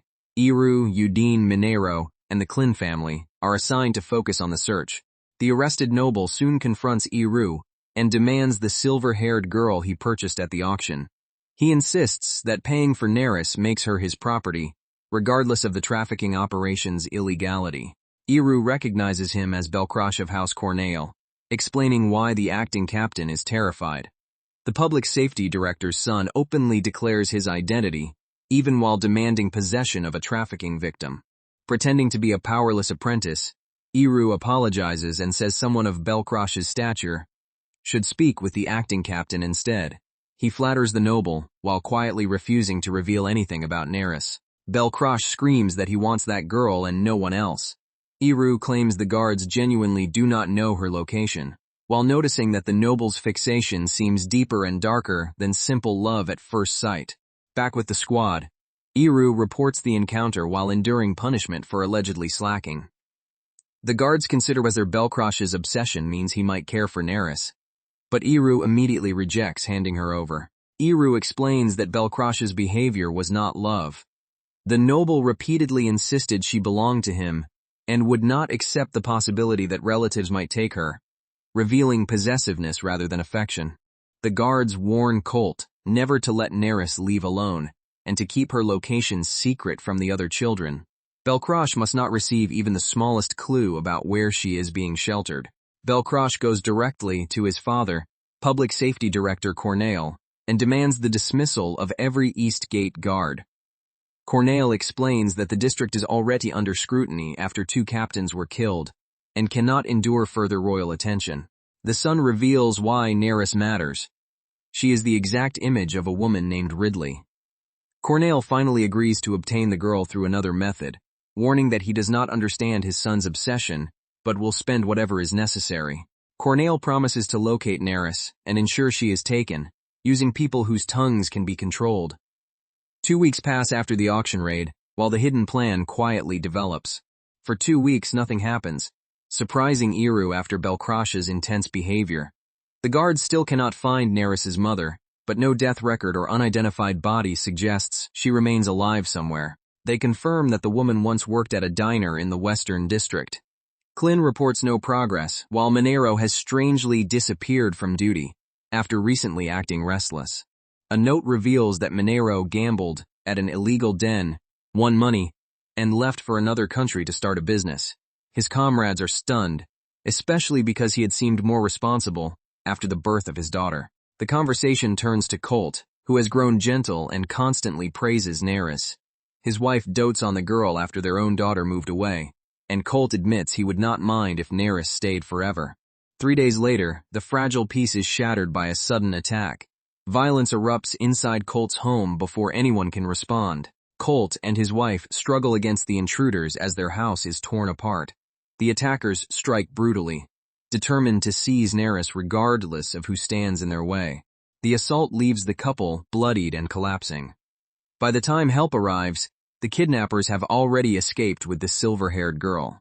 At the station, the guards learn that Colt and his wife survived but are badly injured, while Neris has been taken. After the deaths of 2 captains, this new attack makes the entire squad feel relentlessly targeted. Clint arrives with a crucial discovery. Neris's mother, Ridley, became a live-in maid at a noble family's secondary residence in the royal capital. She had been delighted because the position would let her send money to her daughter. The noble employer was none other than Public Safety Director Cornell. Ridley vanished after entering his household, and now Neris has been kidnapped as well, connecting both disappearances directly to the same powerful family. The guards are nearly certain Belcrosh ordered Neris's kidnapping, but the acting captain refuses to act on probability alone. Since Director Cornell controls the entire Public Safety Bureau, accusing the family without absolute proof would destroy them. The captain insists they cannot move without solid evidence, prompting Iru to think bitterly that this cowardice is exactly why the man remains unfit for command. He heads toward Colt's hospital room to pursue another path. Colt's wife sits beside her injured husband, wondering who could have attacked them. Iru listens quietly, unable to reveal how strongly the evidence already points towards House Cornell. The wounded couple's testimony confirms that the assailants came specifically for Neris. To Iru, the motive is painfully obvious even if the official investigation refuses to name it. The guards may catch the hired attackers, but they will never reach the powerful people who ordered the crime. Iru therefore decides that the case cannot be solved through his uniform or legal authority. That evening, Kurakara walks alone and realizes how late it has become. A hidden figure suddenly addresses her, startling even the experienced leader of the Night Dwellers. The messenger directs her to the 3rd road on Heartless Street, promising that she will find what she seeks before sunset. Beneath the crimson system of the assassins, a new request is formally accepted. Kurakara agrees to cover the payment's shortfall herself, because House Cornell's cruelty is something she cannot ignore. Slave Traders across the country stopped serving the family after slaves repeatedly died in horrific accidents, and Cornell demanded refunds for defective goods. The black auction raid proves the family is still obtaining victims through illegal channels, and those same fatal accidents are likely continuing. Kurakara asks Silver Cat what he has learned about director Cornell and Belcroche. Silver Cat reports that whenever Belcroche receives a new slave, he locks himself in the manor basement with food and water. The door opens only from inside, and the only external connection is a wrist-wide air duct. Neris is believed to be trapped there now. Someone proposes the S-rank assassin Black of Judgment, whose ability could easily destroy the basement. Kurakara rejects the choice because the innocent girl would be killed along with Belcroche. Instead, she assigns 3 specialists: the B-rank Creeper in the Dark, the S-rank Worst, and the A-rank Undying King. Kurakara will handle one part herself while the others receive the request directly. A concealed assassin reveals that he has heard the entire plan. His presence was so well hidden that even those in the room barely noticed him. He calmly confirms his understanding and accepts his role. The operation against House Cornell can now begin. The assassin argues that gifted people like them should seize control of the country and create happiness through superior rule. Kurakara rejects the idea, saying what he calls excellence is merely another form of distortion. He politely reframes the claim as a hypothesis and says distorted people might still correct a distorted world. Kurakara has no patience for the philosophy, caring only that he performs the job properly. The Undying King arrives as an old friend, already dead again from the dangerous method used to contact him. Though dying still hurts, he accepts that saving an innocent girl is not a bad role and leaves the remaining work to his colleagues. The assassins gather in the darkness around the Cornell estate. Each prepares to enter through a different weakness in the supposedly secure residence. A boundary line is declared around the target. Everyone responsible for Neris's suffering is now marked for death. Silent figures move across the manor grounds. The operation begins without alarms, commands, or any sign that the household understands what has entered. The assassins spread through the shadows, closing off escape routes and approaching the people whose choices brought the contract upon them. Elsewhere, Minero drinks while boasting about the promotion House Cornell promised him. He admits that he told them where Neris was hidden, and even guided their men to Colt's house, believing this betrayal would advance his career. Minero desperately insists the attack was not his fault because he tried to stop the thugs and Colt survived. Every excuse circles back to the same truth. He sold Neris's location for personal gain. He boasts that he will rise above his father's village forge, own a fine house, and enjoy beautiful women. His companion praises ambition among the gifted, encouraging Minero to reveal how little remorse he feels. A sound interrupts the celebration. Minero turns toward the darkness and demands to know who has entered the room. Before he can react, an unseen force strikes. Panic erupts as the room itself seems to turn against him. Living shadows stretch across the walls and seize their targets. Minero realizes too late that the darkness is not empty, but controlled by an assassin. The Creeper in the Dark introduces the night dwellers, and tells his colleague there is no need to rush because the night is long. Minero can only stammer in terror at the name. The assassin explains that he once served as an old butler, but still searches for a master truly worthy of his loyalty. Minero's shallow ambition and betrayal have already proven he is not such a person. Correcting his earlier praise, the Creeper says Minero is not wrong to seek advancement, but he has badly misjudged his own worth. A man who crumples so easily is not exceptional, and the assassin bids him farewell. With Minero's fate sealed, the Creeper's shadows swallow the corridor. His laughter echoes through the darkness as the traitor disappears without leaving any chance to escape. Elsewhere, Belcroche has Neris at his mercy. He tears at her clothes and excitedly admires her pale skin and the strange markings spread across her body. Terrified and unable to understand his obsession, Neris recoils and begs him to stop. All she can ask is why he is doing this to her. Belcroche answers by speaking of Ridley, Neris's mother. He remembers how she died calling her daughter's name, and gleefully says that destroying such devoted parental love is exactly what excites him. He promises to kill Neris in the same way, imagining mother and daughter as a matching pair. To him, nothing is more thrilling than embracing someone only to love them to death. Belcrosh savors the thought of slowly wearing Neris down and wasting her life for nothing. He forces her toward the confined chamber and orders her to scream as loudly as she can. Before he can continue, a calm voice interrupts. The Undying King warns Belcrosh not to be so confident, especially when someone in the room can return to life from even a severed finger. Belcrosh barely has time to turn before the intruder strikes. The sudden attack tears through the room and completely reverses who holds the advantage. The Undying King explains that for a man who cannot die, being allowed to die once in a while is a rare luxury. He overwhelms Belcrosh and decides to grant him a taste of that luxury himself. After dealing with Belcrosh, the Undying King releases Neris. He warns her to keep the blindfold on because seeing his face would force him to kill her. Then jokes that he wishes his ruined clothes regenerated as easily as his body. He carries Neris outside into the courtyard, where countless hydrangeas bloom an unnatural blue. Leaving her there, he says the royal knights will arrive soon enough to rescue her. Neris gratefully thanks her unseen savior, and promises she can endure a little longer alone. Looking across the sea of blue hydrangeas, the Undying King realizes the flowers are proof of something deeply sinister. Inside the manor, Director Cornell is shaken to learn that Belcrosh has died. At that moment, Iru, supposedly only a lowly guard, demands an audience and claims he has found what Cornell was searching for. Cornell tries to dismiss him, but Iru reveals that the missing butler had asked about Neris and hinted at a reward. He then brings up Ridley, Neris's mother, who entered the manor as a maid and vanished without a trace. Iru points out that blue hydrangeas are extraordinarily rare in this country because the local soil normally turns them red. As far as he knows, only 2 places can make them bloom blue, leaving Cornell to demand what he is implying. The answer is buried beneath their feet. Soil saturated by decomposing bodies changes composition, which explains why both graveyards and Cornell's courtyard produce the same blue flowers. Iru wonders how many lives those blossoms consume to reach such a vivid shade. Cornered, Cornell offers him money and status, even suggesting the vacant captaincy of the East Gate Guards. Pretending to accept the bargain, Iru reaches out and lets Cornell believe they have an agreement. The director relaxes, telling him that he will be counting on his cooperation. Instead, Iru tells Cornell that Belcrosh's death is his own fault. Spoiling a child and indulging every desire is not love.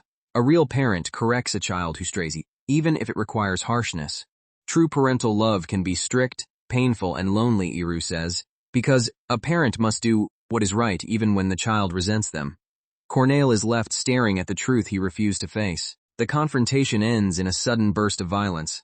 With Cornell's crimes exposed and his excuses exhausted, Iru brings the corrupt director's life to an end, and several days pass. Soon, an enormous number of skeletons are unearthed from House Cornell's courtyard. Cornell and his heir are dead, the missing butler and his men take the blame, and after Neris recovers, Skolt plans to adopt her while she helps the guard corps. For Iru, the entire incident becomes another routine job split between his guard duties and the night dwellers. The acting captain will remain vice captain, while rumors say the Royal Knights may send someone new to restore order and oversee public safety. The appointment leaves Iru wondering what kind of captain they will receive. Joking about the acting captain's little mustache, he simply hopes the newcomer will be easy to work with. But the figure approaching the capital carries an imposing presence. Whatever Iru hopes for, the person about to arrive clearly will not be easy to handle. Chapter 17 begins with a new crisis in the royal capital, one destined to become a blood-stained wedding. When Iru hears the assignment, he can only stare in disbelief and ask them to repeat it. At Kurakara's residence, the night dwellers gather once again. Iru reminds their leader that she supposedly called them there because she had a new job. Kurakara introduces the A-rank assassin twins Millie and Hilda, known together as Princess. Iru immediately complains that the night dwellers are starting to resemble a convenient handyman service rather than an assassination organization. Iru studies the twins and finds them almost impossible to tell apart. Identical faces, hair, emerald eyes, and even matching voices, with only their left and right details reversed.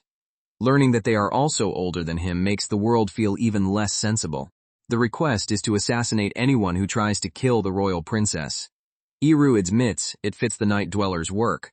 but protests that a low-ranking grunt like him cannot even approach royalty, while Millie and Hilda continue bickering over which twin is the right one.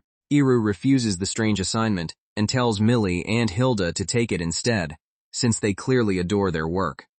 The twins protest that they cannot, and Kurikara points out that Iru is the only one among them who has at least met the princess.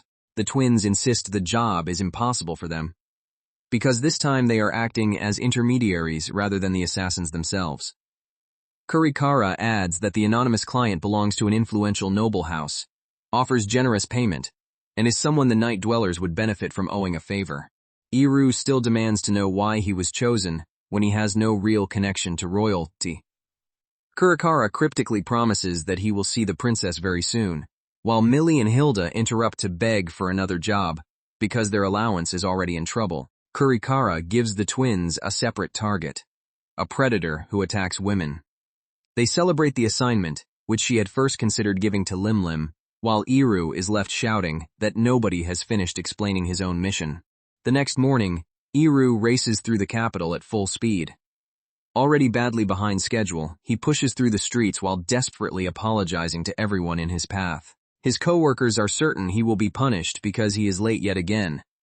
And this time the entire station is waiting. Iru blames the chaos at home, where Shia has settled in, won over his mother, and completely disrupted his morning routine. The biggest problem is Iru's younger sister, Nisha, whose obvious romantic feelings have become impossible to ignore since Shia moved in. Every night she crawls into his bed, leaving the healthy young man unable to sleep and terrified of crossing a line. Haker, now revealed as the immortal night dweller known as the Undying King, offers an even more elaborate excuse for his own tardiness, claiming his sister fell ill and his mother broke a bone while helping her. The absurd story does nothing to lessen the coming punishment. Instead of being given the day off, Iru arrives to find the entire guard station assembled in rigid formation. A terrible feeling settles over him as he realizes something unusual is happening. Then he remembers that the newly appointed East Gate captain is arriving today. With every guard standing at attention, Iru frantically tries to compose himself before the introduction begins. Even Tarian, the normally arrogant former vice captain, has become stiff as a board. Iru watches his small-minded coworker and the other guards behave with a level of discipline he has never seen from them before. The tense silence is shattered when someone suddenly strikes Tarian hard enough to send him flying. Iru stares in disbelief and demands to know what that attack was for. A powerful woman strides into the station without hesitation. Her imposing presence alone is enough to make every guard freeze and stare. She immediately seizes control of the room, effortlessly manhandling the guards who stand in her way. Iru can only watch as the supposed welcoming ceremony turns into a display of overwhelming strength. Iru wonders whether his eyes are failing him when he recognizes the woman confronting Tarian. The former vice captain confirms that this is the terrifying person he had warned Iru about. Her name is Granada Dresden, a royal knight whose reputation Iru vaguely remembers. She calls Tarian the cancer of the station, while he weakly jokes that he is at worst only a pimple, and admits he has heard about Iru, the academy dropout. Granada is unimpressed by Iru's jokes, and declares that his rotten personality may be even worse than Tarian's. She promises to personally straighten him out from that day forward, making Iru assume she must be their new captain. Granada bluntly corrects him. She is not the captain. She gestures behind her and announces that the true commander is the young woman standing nearby. The newcomer is revealed as Her Highness Princess Astria, 16th in line to the throne. The delicate-looking royal girl is the last person Iru expected to see leading the East Gate guards. Iru finally understands Kurikara's promise that he would meet the princess very soon. Still stunned, he struggles between addressing Astria by her royal title and dealing with Granada's frightening presence beside her. Granada responds to his confusion with another swift punishment. Her strike sends Iru reeling and makes it clear that she has no patience for jokes, hesitation, or disrespect. Under Princess Astria's direct authority, Granada Dresden, third seat of the Royal Knight Corps, announces that she will beat the East Gate Guard's rotten souls back into shape. Iru recognizes the ornate armor, worn only by the kingdom's elite knights. Granada's full reputation comes rushing back to him. She is one of the strongest swordswomen alive, a warrior compared to legendary heroes and feared throughout the capital. With such a monster overseeing the station, Iru realizes his ordinary guard life has just become much harder. Granada orders the guards to listen like obedient maggots while Iru silently despairs.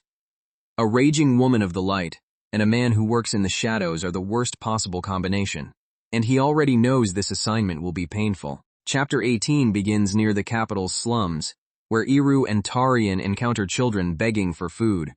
The sight is common in this district, but even Tarian admits that walking past such misery feels unpleasant. Iru notices that Tarian is pretending not to care, despite clearly being bothered. When Iru challenges him to help, Tarian grumbles that he is short on money again this month. Still, Tarian gives the children what he can, muttering that perhaps the gesture will earn him a place in heaven. Asked whether Tarian is his friend, Iru reluctantly admits that he is, at least in a loose and troublesome sense. Later, Tarian invites Iru out for drinks, an unusual gesture that immediately makes Iru suspicious. Tarian explains that Granada forced them to run until sunset because someone arrived late, and he wants to punch that culprit's face even though the culprit is sitting beside him. Granada's brutal training has reduced both men to exhaustion, especially Iru, whom she seems to target with particular intensity. The reason is dangerous. Princess Astria is now his captain in public, and the royal he must secretly protect for the night dwellers. Over drinks, Tarian complains that there is still no lead on the assassin who killed the previous captain, not even the culprit's mercy. He wonders why the king sent Princess Astria to such a dangerous post with war looming, while Iru can only endure the thought of Granada drilling them every day. As the drinking continues, Tarian suddenly turns serious and claims there is one truth he needs to confess. Iru braces for something important, only for his superior to begin talking about a woman. Tarian insists he has fallen for an angel, though Iru cannot imagine anyone returning the feelings of a mustached man in his mid-30s. Ignoring the insult, Tarian asks Iru to do him a favor. He wants Iru to use his supposedly silver tongue and praise him in front of that woman. Iru calls the plan unbelievably stupid, but his interest changes when Tarian promises a large improvement to his work evaluation. Tarian even offers to cover some expenses from the squad budget, which is obvious embezzlement. Since Iru's pay was cut after the recent incident, he reluctantly agrees, then discovers that Tarian's angel is standing nearby with Shia. The woman turns out to be Limlim, who approaches with her usual dazzling confidence. Iru immediately realizes that helping Tarian court a fellow night dweller is going to be far more troublesome than expected. Limlim greets Iru warmly and closes the distance without hesitation. Her playful affection leaves the surrounding men staring, and Tarian completely captivated. Shia is traveling with Limlim because the assassin has been looking after her. Although Limlim is quick to pick fights, she has a caring side. Yet Shia panics when she sees her rushing straight toward Iru. Limlim throws herself at Iru and asks whether her little worst has missed cuddling with his big sister. Her intimate greeting makes it obvious that their relationship is far closer than Tarian imagined. Tarian immediately demands to know why she is clinging to Iru, while Shia also asks, with barely hidden jealousy, what kind of relationship they have. Iru finds himself trapped between two increasingly dangerous women. Trying to rescue Tarian's pride, Iru claims he and Limlim only met by chance when Tarian heroically saved him from thugs.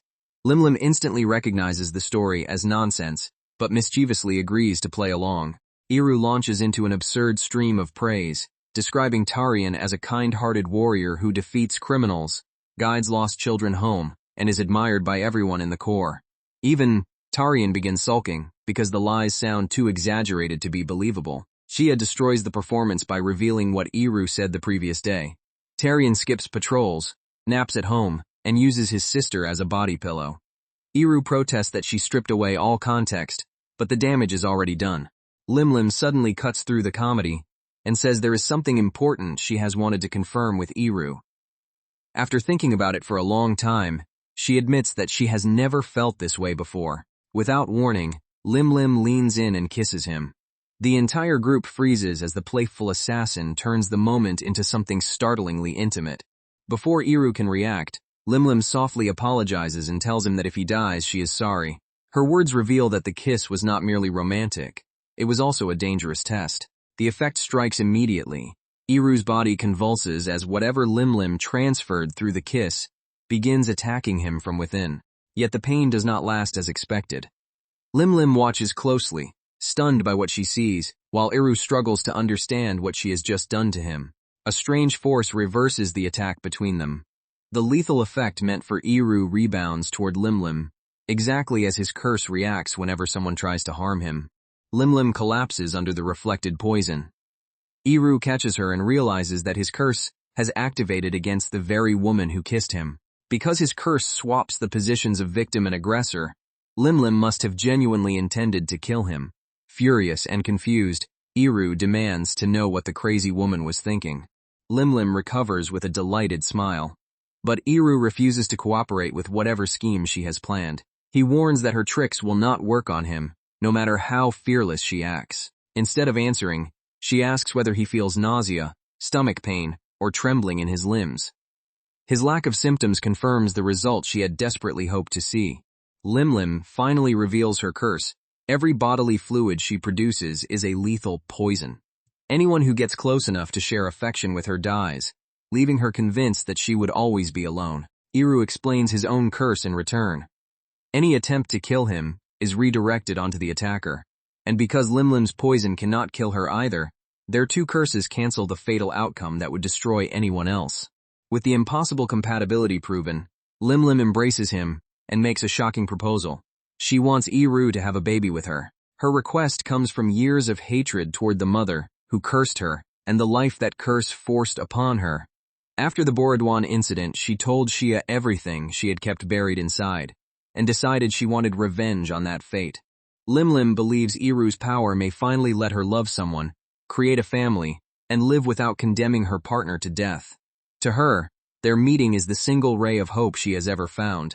Iru answers bluntly that he does not think her plan will work. His refusal is immediate, leaving Limlim staring at him in silence. Shia tells Limlim that if becoming a mother would make her master happy, then she will accept whatever happens.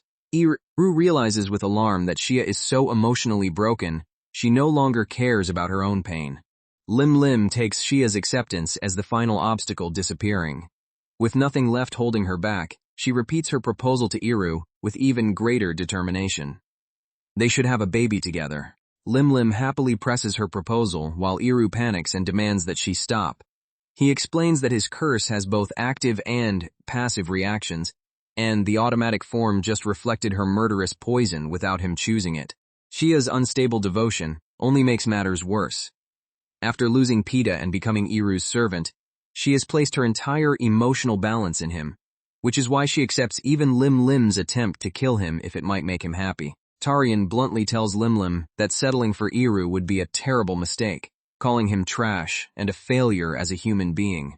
Limlim ignores every warning, saying Shia already gave permission and that she refuses to let this one hope escape. For Limlim, the reason is painfully simple. Everyone who shares love with her dies, but Iru alone survives. She clings to him and declares that he is the only person she has. Iru reminds her that his curse also kills family, or anyone close to him, if they try to harm him. Limlim answers that she still wants marriage and a family, because allowing her curse to dictate her entire life would mean giving her mother exactly what she wanted. She vows to build a family with Iru and throw the result back in her mother's face. Her revenge will be proving that the cursed life forced upon her did not end the way its creator intended. Iru refuses to let Limlim dump that enormous burden onto him. He grabs her and tries to force an end to the conversation before her reckless determination drags them both further. Limlim fights back and says that if he wants a different woman, he can leave her whenever he likes. Iru shouts for her to stop talking, and the argument dissolves into a noisy physical struggle. In the middle of restraining her, Iru suddenly realizes the compromising position he has created. His anger vanishes as he freezes and asks himself what he has just done. Mortified, he pushes Limlim away and orders her to shut up and sleep. The command only makes the intimate situation feel even more awkward. Limlim teases that Iru can kiss her in public, but becomes embarrassed by this. She calls him the absolute worst kind of man. Confident when seducing a woman, yet pathetic the moment she openly asks for him. She refuses to let him escape after he has toyed with her so much, and decides she deserves some payback. Iru desperately demands that she say something sensible. but Limlim advances with a delighted smile. Nisha suddenly appears after Shia warned her that Iru was behaving strangely. Seeing him entangled with another woman, she labels Limlim a homewrecker and orders both of them home for a long and painful explanation. Nisha drags Iru away while also forcing Limlim to come along. Iru complains that sisters are nothing but nagging trouble, unaware that Nisha overhears him, ensuring the interrogation at home will be even more terrifying. At roughly the same time, Millie and Hilda arrive in a forest outside the royal capital. There, they begin the assassination job Kurikara assigned to them. Their target is Felipe, Count Anjou's second son, who is vacationing at a hunter's lodge surrounded by private soldiers. The client is a maid he impregnated and abandoned, but political fear has turned the entire area into a heavily guarded fortress. The twins survey the lodge and find no visible souls around their target. Even so, they have already accepted the payment, so they proceed without hesitation. Private soldiers stand between them and Felipe, but the twins regard everyone beyond the agreed line as part of the target's protection. One by one, the guards disappear into the night. Within moments, the operation is finished. Millie and Hilda casually decide to go home as though the guarded noble lodge had presented no challenge at all. Only the aftermath remains across the dark forest. The men who stood watch have been reduced to scattered, unrecognizable remains before they ever understood that the twins were there. The sisters move silently through the lodge and erase every final obstacle. Their victims vanish so completely that no surviving witness can explain what happened. A superior later receives confirmation that Felipe has been dealt with. Millie and Hilda are feared because nobody can perceive them during a job, and when they leave, the target seems to have been spirited away, leaving only a heap of flesh. That horrifying method is why the twins are known as the kidnapping fairies. Felipe's death will upset the balance of power in Count Anjou's political struggles, though that consequence belongs to another story. Chapter 20 begins the morning after Iru's ordeal with Limlim and Nisha. He has not slept at all, yet he must return to duty beside Princess Estrella and continue the assassination assignment hidden beneath his guard work. At home, Limlim refuses to abandon her dream and loudly announces that she will have Iru's child no matter what anyone says. Nisha calls her a filthy homewrecker, while Shia calmly leaves to take care of another task for her beloved master. Iru admits he cannot understand the women around him, yet he recognizes that each cursed person is desperately reaching for what their curse stole. Whether he can accept becoming Limlim's answer is an entirely different question. He worries that if they truly had a child, the baby might inherit the curse or suffer because nobody understands its limits. Even if Limlim can survive him, Iru is far from certain that creating a family would be safe. Shia tells him to leave the chaos at home to her and go to work. She has already befriended Nisha and won over his mother, so despite his doubts, Iru has no choice but to trust her to control the household. On the way, Iru clears his head and focuses on Kurikara's assignment. The order is absurdly vague. Eliminate anyone who comes after Princess Estrella, with no suspects, clues, or explanation of the threat. Then Iru notices a loophole. The contract never explicitly says he must keep Estrella alive, only kill those who attack her. Still, to identify any enemy he first needs to get close to the princess, so he resolves to do what he reasonably can. At the guard station, Granada resumes her merciless training and complains that Iru is recovering too quickly. Exhausted and bruised, he can only think about going home. The guards are forced to run without rest under battlefield rules. Anyone who stops moving dies. Iru arrived 2 hours early to avoid punishment. Yet Tarian has conveniently vanished and left everyone else to suffer. With the sun blazing overhead, Iru decides he cannot delay any longer. If he wants information about the threat, he must find a way to approach Princess Estrella directly. Granada notices him slowing and humiliates him in front of the princess, calling him a disgrace. Iru deliberately plays the pitiful victim, hoping Estrella will intervene and give him an opening. Granada responds by launching another vicious kick. Iru panics that his curse might activate if her attack contains real killing intent, but he cannot openly dodge without exposing himself. Estrella finally orders Granada to stop, correctly realizing that Iru is not merely pretending to be hurt. Granada immediately apologizes to her princess and obeys the command. Estrella approaches Iru herself and asks whether he is all right. Her ordinary concern surprises him, because despite her royal position, she still possesses a clear sense of decency. The princess kneels beside him like a porcelain doll and offers help when his legs refuse to move. Iru jokes that his diet must be the problem, while Granada blames herself for failing to inspire the royal blessing she believes loyal guards should feel. Granada declares that the true fault lies with Iru because he refuses to receive Astria's grace. She even suggests that his lack of loyalty is so severe he deserves to perish. Iru humbly claims that he is simply too incompetent to feel what the other guards feel. He asks to remain quietly at Astria's side for several days, pretending that prolonged exposure to her presence might help him become more loyal. To sell the performance, Iru dramatically throws himself at Astria's feet and begs her to save him. Granada orders him to stand and take responsibility for his own weakness. Astria is startled that Granada could treat someone so harshly and begins to think her escort is crueler than expected. Granada fumes, while Iru quietly enjoys seeing the terrifying knight lose favor. After asking his name, Astria grants Iru permission to stay beside her for a few days. Granada warns that his presence could sully the princess, but Astria reminds her that Iru came forward precisely because she herself brought them to this station. Iru quickly discovers that Astria enjoys talking and considers him an excellent listener. He encourages her to continue, secretly using the relaxed conversation to draw out information as efficiently as possible. Compared with Granada's endless running drills, sitting beside Astria and listening feels like heaven. The princess explains that she came to the East Gate because she desperately wanted to be useful to her father, the king.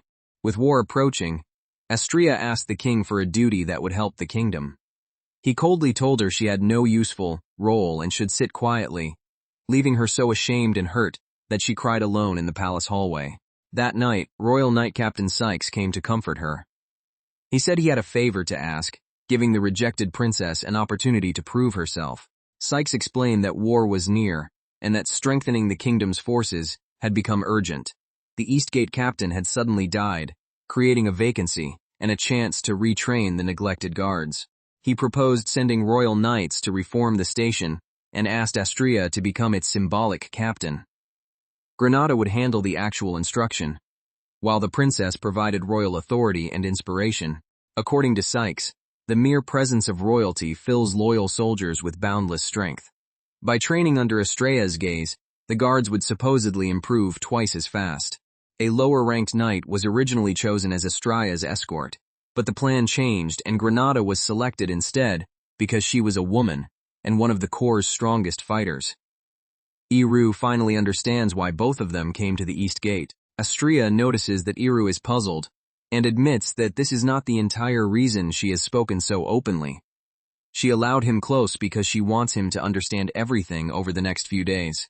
More than simply explaining herself, Astria wants Iru to judge the truth with his own eyes. Her request makes the conversation feel far more serious than a lonely princess seeking company. She reaches for his hand and looks directly at him, placing an unexpected measure of trust in the low-ranking guard she has only just met. Iru realizes too late that he never controlled the conversation at all. While he thought he was extracting information, Astria had been guiding him in the palm of her hand from the beginning. The tiny, gentle-looking princess reveals the dignity of true royalty. Iru cannot pledge loyalty to the crown as an assassin, yet he admits that abandoning her would leave him unable to live with himself. He discards the contract's loophole that did not require Astria to survive. Beyond the limits of a paid job, Iru decides to protect her seriously, because letting a girl like her die would haunt him forever. Now he must identify the enemy. From Astria's story, Royal Knight Captain Saikyou stands out. He arranged her appointment, pushed her out of the palace, and controls the circumstances surrounding her exposure to danger. Yet choosing Granada as escort makes little sense if Saikyou truly wants Astria killed, because she is among the kingdom's strongest knights. Still, the detail continues to trouble Iru as training ends.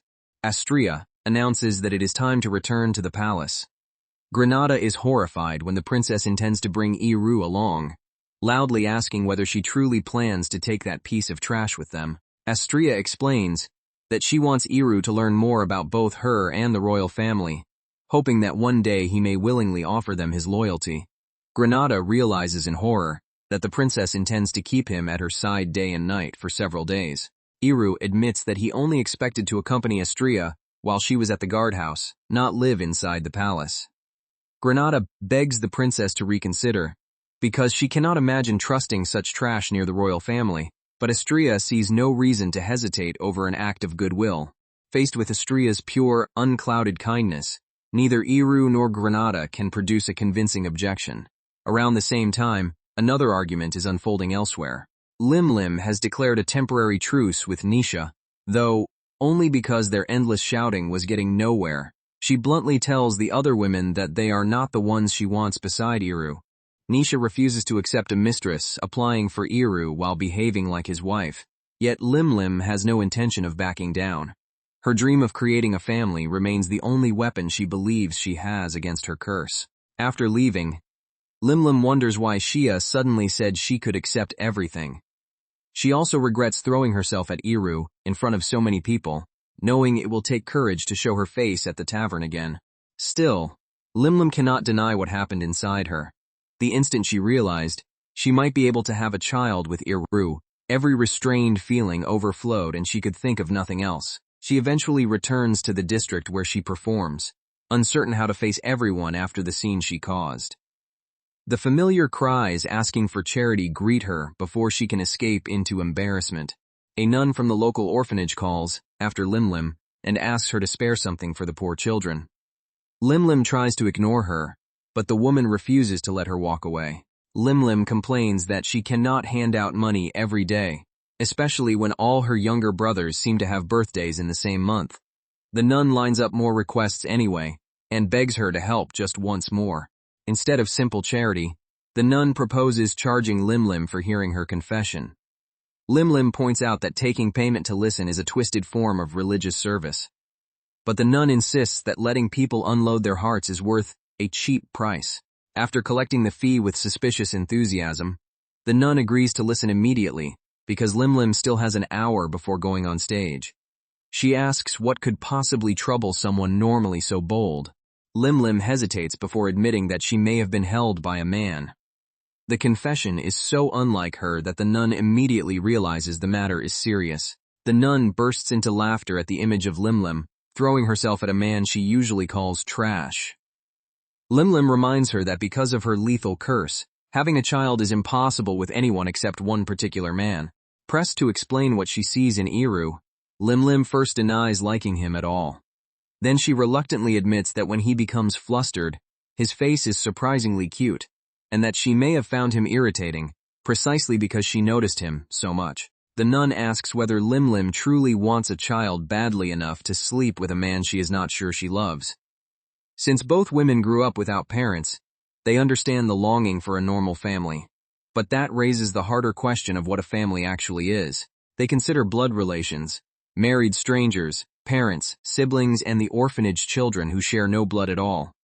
The nun says every orphan under her care is family, revealing that closeness cannot be reduced to ancestry. Unable to explain it academically, she simply says those children are her family. Whether people are connected by blood matters far less than the bond they choose to build. Lim finally understands why Shia gave her permission so easily. Yet for Lim's personal revenge against the curse, she still believes she needs a child connected to her by blood. The conversation leaves Lim silently reconsidering what she truly wants. Her desire for a child remains, but the meaning of family has become far more complicated than a simple bloodline. Meanwhile, Iru actually enters the royal palace as Astrea's guest. The princess orders an old servant to prepare a room beside hers and provide him with meals, leaving the lowly guard overwhelmed. Iru has stood in the palace courtyard before during royal speeches, but being invited into its private halls is far beyond his station. Astrea casually tells everyone not to fuss over him, which only makes him more uncomfortable. As attendants escort him through the palace, Iru wants nothing more than to go home. He also knows that any strange move could cause the surrounding knights to cut him down instantly. Two powerful men soon come into view, Sykes, captain of the Royal Knight Corps, and Belmond. Iru studies Sykes closely, knowing the knight's calm eyes may conceal the motive behind Astrea's danger. Sykes apologizes to Belmond because a royal conference ran long. Belmond thanks him, and Iru confirms that the composed knight before him is the man who arranged the princess's entire assignment.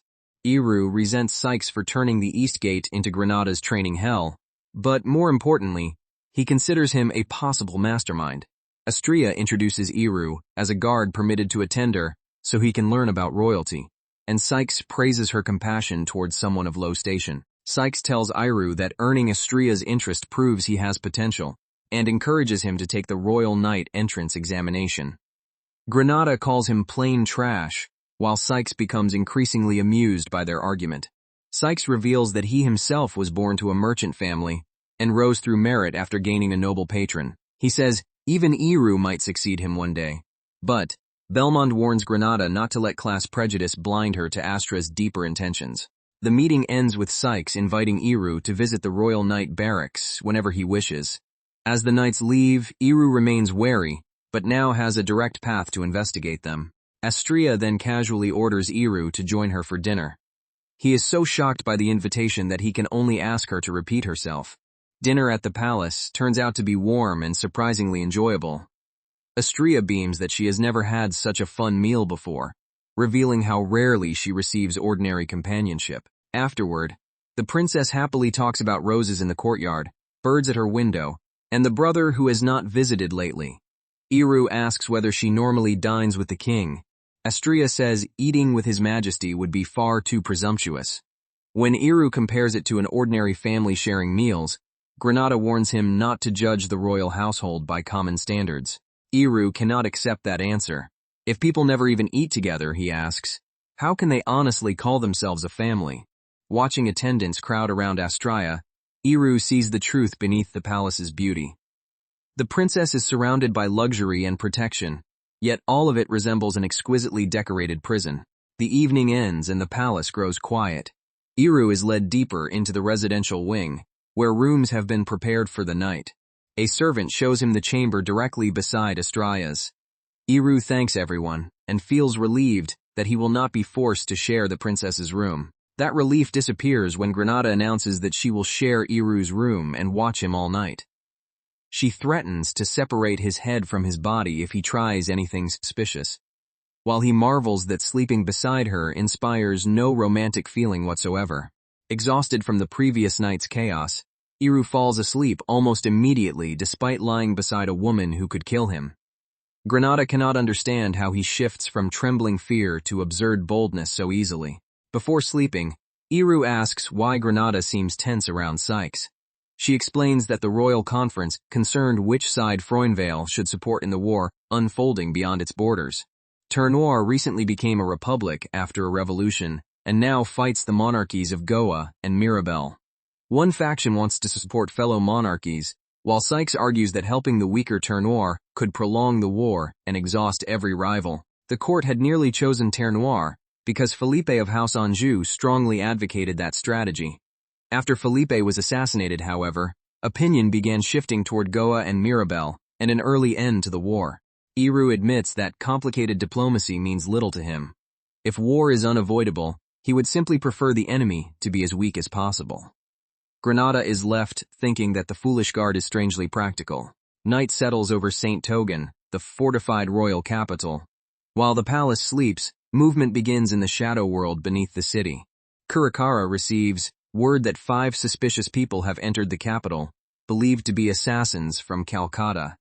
Their martial arts suggest that someone has purchased their services for a major operation. Calcutta is publicly known for mountain tribes, rare ore, and medicinal herbs. In the underworld, however, it is infamous as the base of One Bite of the Serpent, an organization that buys children, trains them, and sells them across the continent as assassins. The infiltrators were tracked to a warehouse owned by the Suleiman Company, a merchant house favored by the palace. With war approaching, that company has also been buying enormous quantities of food and weapons from neighboring countries. Most suspicious of all, Suleiman has been stockpiling salt in quantities large enough to drive prices upward. Kurikara orders Silver Cat to keep the company and the foreign assassins under continuous surveillance. She also commands the night dwellers to count every assassin they can mobilize. Kurikara reminds Silver Cat that war has 2 faces. When the public world trembles, the hidden world is shaken just as violently. Assassins are never untouched by history. Without noise or warning, the signs of a turning point gather over the capital, and Kurakara senses that a storm is coming. The next day, Granada announces live combat training and orders every guard to attack her at once, as though their lives depend on it. Already in a terrible mood, she promises an especially brutal session. The guards rush her together, but Granada tears through the formation without difficulty. Their combined attack is barely worth her attention. Iru judges that Granada is a true monster, stronger than most night dwellers he knows. Then she turns toward him, and an immediate sense of disaster grips him. Estrella suggests that the dead-eyed guard should also receive training instead of merely watching. Granada eagerly agrees and asks whether she may use live steel, while Iru insists his blood is not boiling in the slightest. The other guards cheer for Iru to avenge them, and Estrella offers heartfelt encouragement. Trapped by everyone's expectations, he tells Granada to take her best shot, even as he realizes how dangerous the duel could become. Granada attacks with delighted ferocity and tells the piece of trash to prepare himself. Iru survives the opening exchange, but she quickly corners him and wonders what she should do with him next. Before the fight continues, an aristocratic voice interrupts and calls the entire spectacle a farce. Everyone immediately stops and turns toward the newcomer. Granada recognizes him as Lord Aramis and respectfully asks what brings him to the guard station. His sudden appearance makes even Estrella fall silent. Iru sees a finely dressed noble, whose presence feels deeply unsettling. Aramis condemns the training as pointless amusement, while Estrella says she only wanted to help everyone. Granada explains that Aramis was once the third prince and remains fourth in line to the throne, despite renouncing his royal rank for common nobility. More importantly, he is Estrella's only brother born from the same mother. Iru learns that Aramis is no longer technically royal, which explains why he addresses his own sister as princess.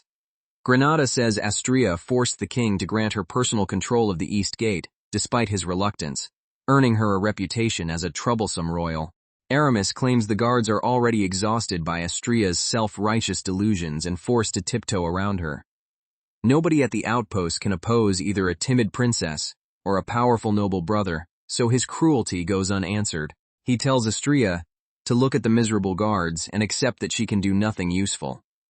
According to him, there is no shame in being a useless princess, as long as she stays deep inside the palace and plays with dolls.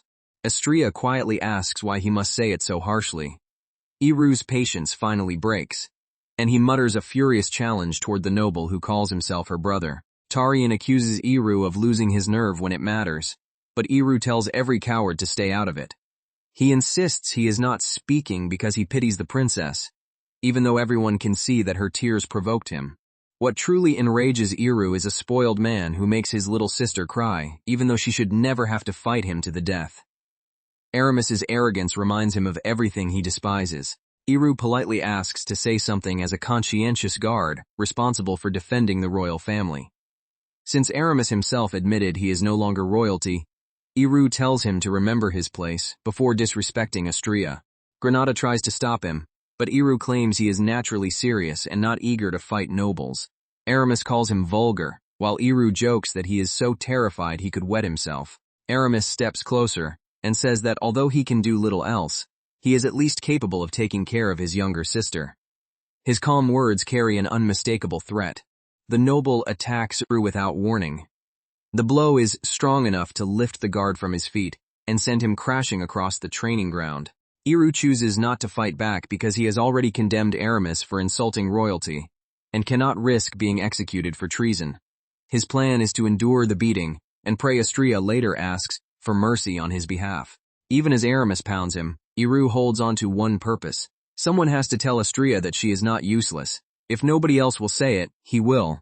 Granada finally intervenes, apologizing to Aramis and promising to punish Iru personally. She asks him to end the matter before the confrontation becomes an official petition to the king. Aramis agrees to let it pass for Granada's sake, but repeats that Estrella can do nothing useful. He orders Granada to drill sense into Iru's head, leaving the battered guard certain his insides are about to spill out. Estrella apologizes for dragging Iru into her family quarrel, while he insists that she has nothing to apologize for. Granada responds by calling him an idiot after the brutal punishment he willingly accepted. Granada declares that his reckless behavior has earned further punishment and threatens to kill him as many times as he likes. Iru reflects that his curse makes the situation deeply unfair, because she might genuinely succeed only by attacking without murderous intent. Iru promises to be more careful, but Granada says throwing himself into a noble's beating is not work. It is suicide. Despite the scolding, she quietly admits that she owes him one for defending Astria. Iru reacts to that unexpected gratitude with a strange expression. Granada immediately demands to know what is wrong with his face. The awkward moment passes as the group prepares to leave the outpost. Astria remains subdued, still carrying the weight of her brother's words. Iru notices the princess forcing herself to appear cheerful and wonders why Aramis came to such an ordinary guard station at all. Nobles do not casually visit places like this, especially only to repeat that his sister is useless. Their carriage departs through the capital streets, carrying Astrea, Granada, and Iru toward a new disturbance. The wheels race onward as unrest gathers around them. Astrea admits that her brother's cruelty is unusual and concludes that he must hate her. Iru immediately regrets bringing up Aramis when he sees how deeply the thought hurts her. Granada explains that the matter is not as simple as love or hatred. She believes Aramis's attack was actually a warning aimed at Royal Knight Captain Saikyou. The Royal Conference is split into opposing political camps, with Saikyou supporting Terre Noire and Aramis leading the rival faction after Felipe's death. Because Saikyou arranged Astrea's irregular appointment, Aramis likely suspects that he is using the princess in a hidden scheme. Astrea realizes that her brother may have come because he was worried about her, though Granada warns that the conclusion is not certain. Iru agrees that Aramis seems like a terrible communicator whose concern emerges as cruelty. Granada says she belongs to neither political faction. Her duty is to serve the king's decision and protect ordinary citizens by ending the war quickly. She fears that Saikyou's sympathy for revolutionary Terre Noire could influence the king against the country's interests. Astrea suddenly notices that the view outside the carriage window looks unfamiliar. The conversation stops as everyone realizes they are no longer following the normal route to the palace. The carriage has entered a warehouse district where foot traffic disappears completely after dark. Guards in the street shout for the driver to stop, but the vehicle keeps moving. Iru tells Granada to remain with Astrea while he investigates, and she reluctantly agrees because his low status makes him less conspicuous. He prepares to leave the moving carriage and reach the driver. When Iru gets outside, he discovers that the driver has already vanished.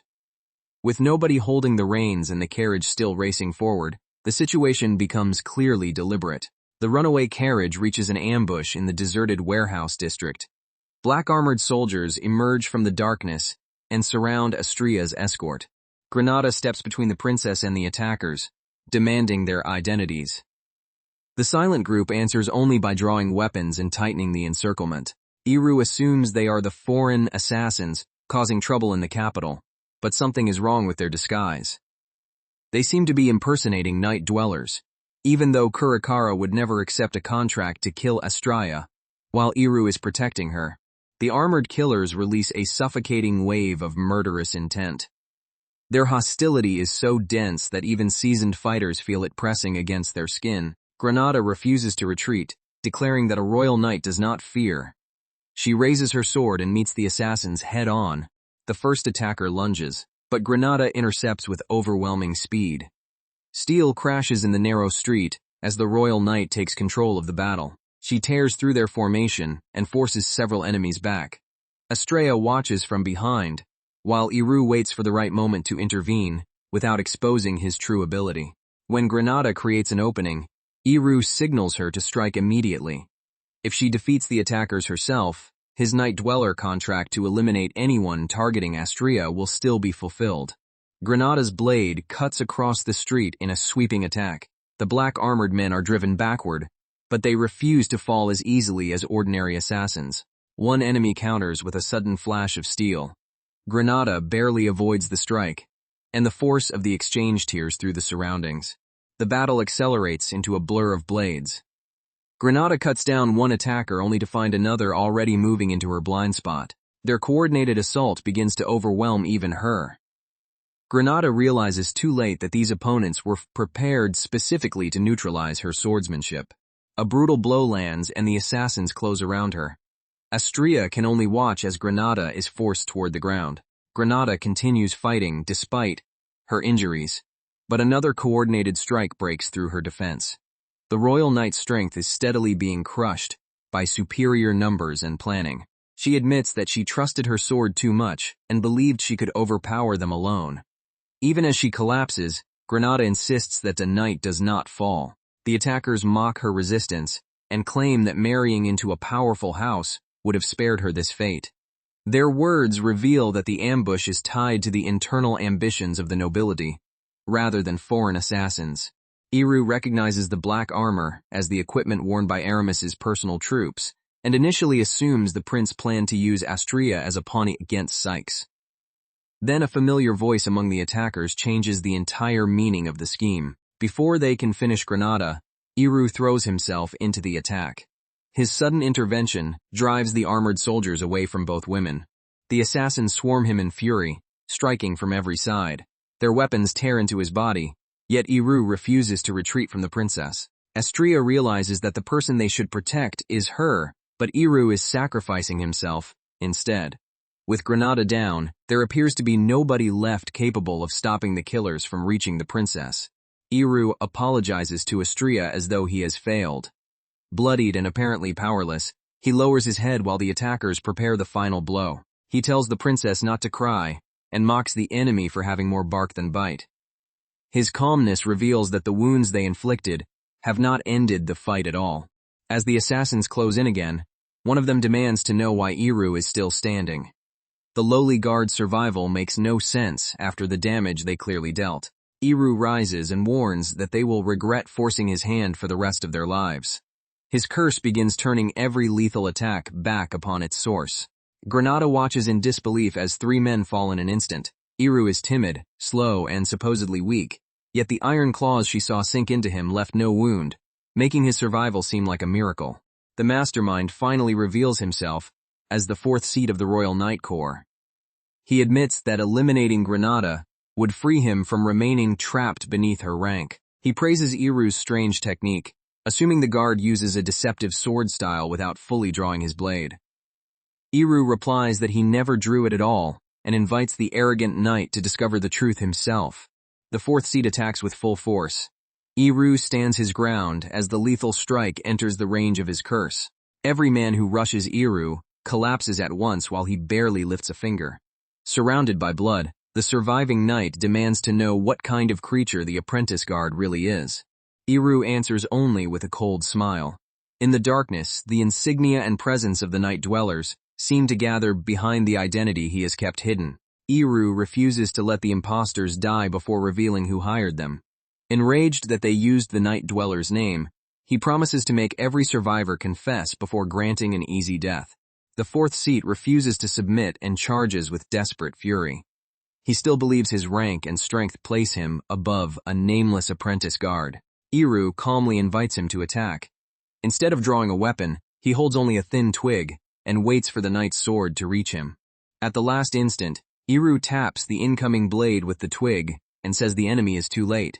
The trivial branch somehow becomes the decisive weapon. Empowered by Iru's curse, the sharpened twig fells the arrogant royal knight. The man who trusted steel and status is defeated by something that should have been harmless. The knight cannot understand what happened, while Iru reflects on the curse lodged inside him. Worst Lux does far more than merely reflect direct attacks. His curse possesses both passive and active forms. The passive form responds automatically to harmful intent, while the active form lets Iru deliberately exchange cause and effect. Using the active mode, he controls which actions and consequences trade places. This allows him to fight without instantly killing someone he needs alive. The passive form would have reflected the sword attack and killed the knight in one blow, but Iru needs him to talk. The wounded man screams and demands to know what Iru has done. Iru explains that he switched the sword and the twig, making the cause and result carried by each object exchange positions. The knight's powerful blade breaks while the branch delivers its wound. The proud warrior keeps insisting that a knight points a sword and a person is wounded, refusing to accept a reality where a twig can reverse that order. His worldview collapses along with his weapon. Iru closes in before the man can recover. The Royal Knight's status offers no protection, now that his attack has been stripped of its meaning. Meanwhile, Granada is growing dangerously cold from blood loss. Iru admits he would not normally care whether she survived, but he already promised Astria that he would save her. He calls out to Silvercat, knowing he has been observing from the shadows, and orders him to help. Silvercat calls Iru reckless for revealing himself near the princess, but agrees because Granada is already close to death. At a discreet back alley clinic, Astria receives the news that Granada will recover after roughly 20 days of bed rest. The princess finally relaxes when the doctor says her knight will be able to wield a sword again. The doctor also asks about Grantberry, the dead fourth-seat knight brought in with them. Silvercat warns that exposing him as a traitor would execute even distant relatives and children, so preserving his honor prevents innocent family members from being punished. Astria accepts the grim necessity and is asked not to bring outsiders to the secret clinic again. Silvercat jokes that attacking the worst would cost the night dwellers too much, and Iru says he only wants to avoid frightening the princess further as a good subject. Once Grantberry has been interrogated, Silvercat says they have enough information to understand the plot. Iru suggests sparing Astria from the ugliest details, but the princess insists that royalty gives her a duty to know. Silvercat explains that the black-armored attackers came through a Suleiman Company warehouse and belonged to Calcutta's assassin network. Since Grantberry, a royal knight, led them, the merchants, foreign killers, and palace faction must be connected. The person who profits is Suleiman. If Froinvale supports Ternoir, the war will become balanced and drag on, causing commoners to suffer while merchants selling supplies, food, weapons, and salt become enormously wealthy. Sykes' own men were killed in the attack, proving that the conspiracy is more ruthless than a simple political maneuver. Iru realizes the ambushers were not primarily targeting Astria. Their real objective was Granada. If the famous royal knight died while heroically protecting the princess, public sympathy would explode, and the kingdom would rally around the faction she represented. The plan would remove an outspoken opponent, make Sykes appear heroic, improve the Royal Knight Corps' reputation, and push public opinion toward Ternoir. 3 victories from 1 death. Assigning Granada as Astria's escort now makes perfect sense. The discovery transforms the mission from simple protection into a struggle over justice, war, and the lives of ordinary citizens. Every side claims noble purpose while manipulating people as pieces.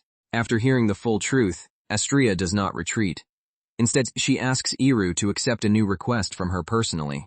Her thoughts turn toward Aramis, the brother whose harsh warning may have been an attempt to save her from Sykes' scheme. The siblings' relationship now stands at the center of the next decision. Chapter 27 begins. Gloomy Big Brother. 2 sharp-edged brothers, Iru and Aramis, are about to collide again over the fate of Princess Astria. The Night Dwellers agree to treat Astria's wish as a separate contract. Kurakara prepares to hear the precise terms of the new request. At Kurakara's residence, Astria and Iru unexpectedly meet Aramis, who was the original client behind Iru's order to eliminate anyone attacking the princess. He claims he came to visit his fiancée and check on the job, though he normally only watches her from afar. Aramis immediately tells Astria that this danger proves she should have stayed in the palace playing with dolls.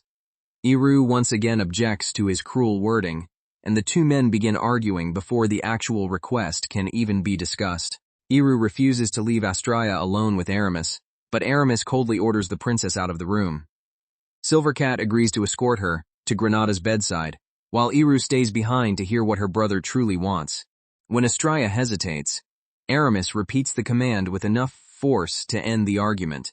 The princess finally leaves, allowing the adults to discuss the conspiracy without placing her in the middle of it. The instant Astria is gone, Kurakara mocks Aramis as the gloomy older brother. She explains that he only acts distant because his sister is so precious to him that his feelings become hopelessly twisted. Kurakara pushes the teasing even further, claiming Aramis will probably cry himself to sleep after remembering that he made Astria cry. His embarrassed reaction makes the accusation look far more believable than he would like. According to Kurakara, Aramis is an extreme sister complex who cannot even look Astrea in the eye. Despite being a pure-hearted bundle of affection, Iru realizes that every insult and quarrel may have been his clumsy way of loving her. To Iru's complete disbelief, Aramis openly admits that Kurikara's explanation is true. The supposedly cold nobleman makes no attempt to deny how overwhelmingly devoted he is to his little sister. Aramis even asks why he should ever restrain his praise for Astrea's adorableness. Once the absurd family king confession ends, however, Kurikara turns serious and notes that Felipe's assassination badly damaged Aramis's political faction. Kurikara offers no apology for killing Felipe. The Night Dwellers accepted a worthwhile contract, and political factions mean nothing to assassins. She then asks Aramis to reveal the real reason he came instead of merely complaining. Aramis falls silent and settles into his seat, making the atmosphere suddenly heavy. His next words will not be a brother's emotional outburst, but a formal request for blood. Aramis admits he does not yet know what Saikyou and the Royal Night Corps are plotting, but he refuses to wait for the danger to mature. Since they also made Astrea cry, he demands the deaths of every royal knight, except Granada, along with their ally Suleiman. Erasing dozens of elite knights will be extremely expensive, yet Aramis does not hesitate. Kurikara decides the mission requires assassins worthy of the target and orders Silvercat to summon the codename known as Man-Eater, who has recently returned to the city. Suleiman himself requires only a C-rank killer, while the Royal Knights demand 4 S-rank assassins, including Worst. Kurikara assigns the nearby C-rank priest to eliminate Suleiman. The Night Dwellers divide the operation according to each assassin's specialty. Kurikara reserves Royal Knight Captain Saikyou, the most dangerous target of all, for Iru, the S-rank assassin called Worst. Iru promises to deal with Saikyou personally and refuses monetary payment. He has developed a grudge against the captain, so he intends to collect compensation in another form after making the man answer for everything he has done. Before Iru can properly object to the rest of the plan, Kurikara treats his answer as agreement and closes the discussion. The enormous assassination campaign is now officially underway. Thus begins a coordinated strike by the Night Dwellers, with S-rank assassin Worst placed at the center of the operation. Their enemies believe themselves protected by rank, wealth, and military power, but the kingdom's deadliest killers are already moving. Elsewhere, the A-rank kidnappers known as Fairy, an innocent-looking pair of twins, receive their own assignment. Behind their childish appearance lies enough cruelty to promise their targets a death worthy of the contract. After the meeting, one young assassin insists she can make the return trip alone. Silvercat hesitates, remembering that the girl's confidence in her sense of direction is far greater than her actual ability. Her companions recall the time she tried to reach the desert nation and somehow ended up in the distant land of porcelain. She denies knowing what they mean, while Haker and Silvercat silently recognize another disaster waiting to happen. In a quiet chapel, the assassin called Priest prays for work because the children under her care have been going hungry. To her, a new killing contract is not merely income, but an answer from God to their suffering. Priest calmly declares that exchanging human lives for blessings will put food into starving mouths. She even calls the deaths of her future victims an act of atonement, revealing the frightening morality hidden beneath her holy appearance. Meanwhile, cheerful laughter echoes through the Royal Night Corps barracks.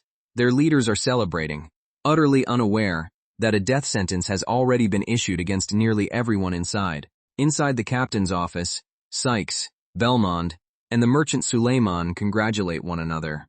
Public support has shifted heavily toward their side, and they expect the royal conference scheduled for the next day to make their advantage official.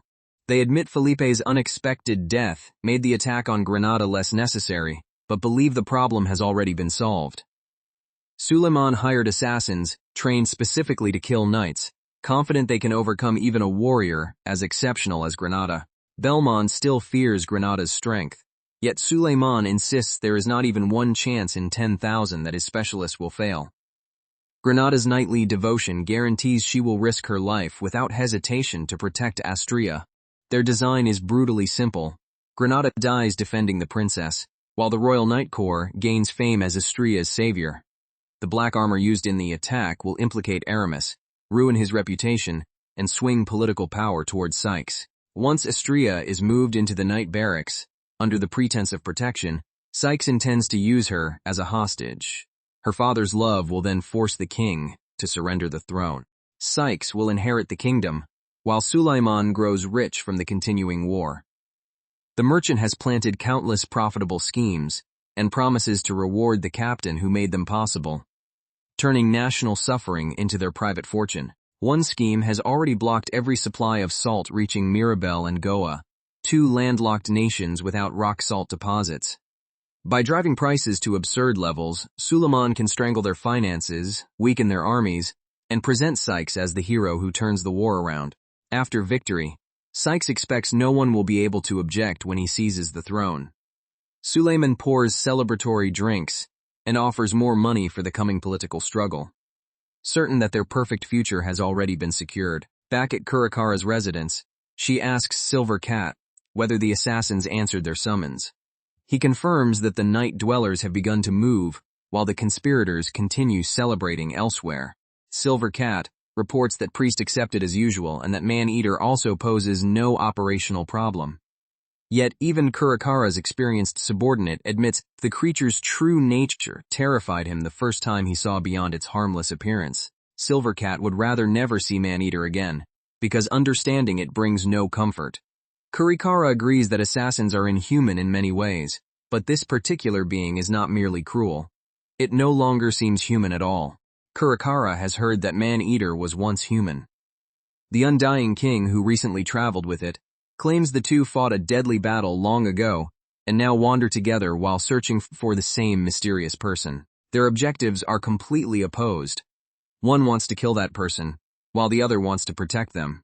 Despite being enemies, Man-Eater and the Undying King currently maintain a bizarre truce, exchanging information and even seasonal gifts.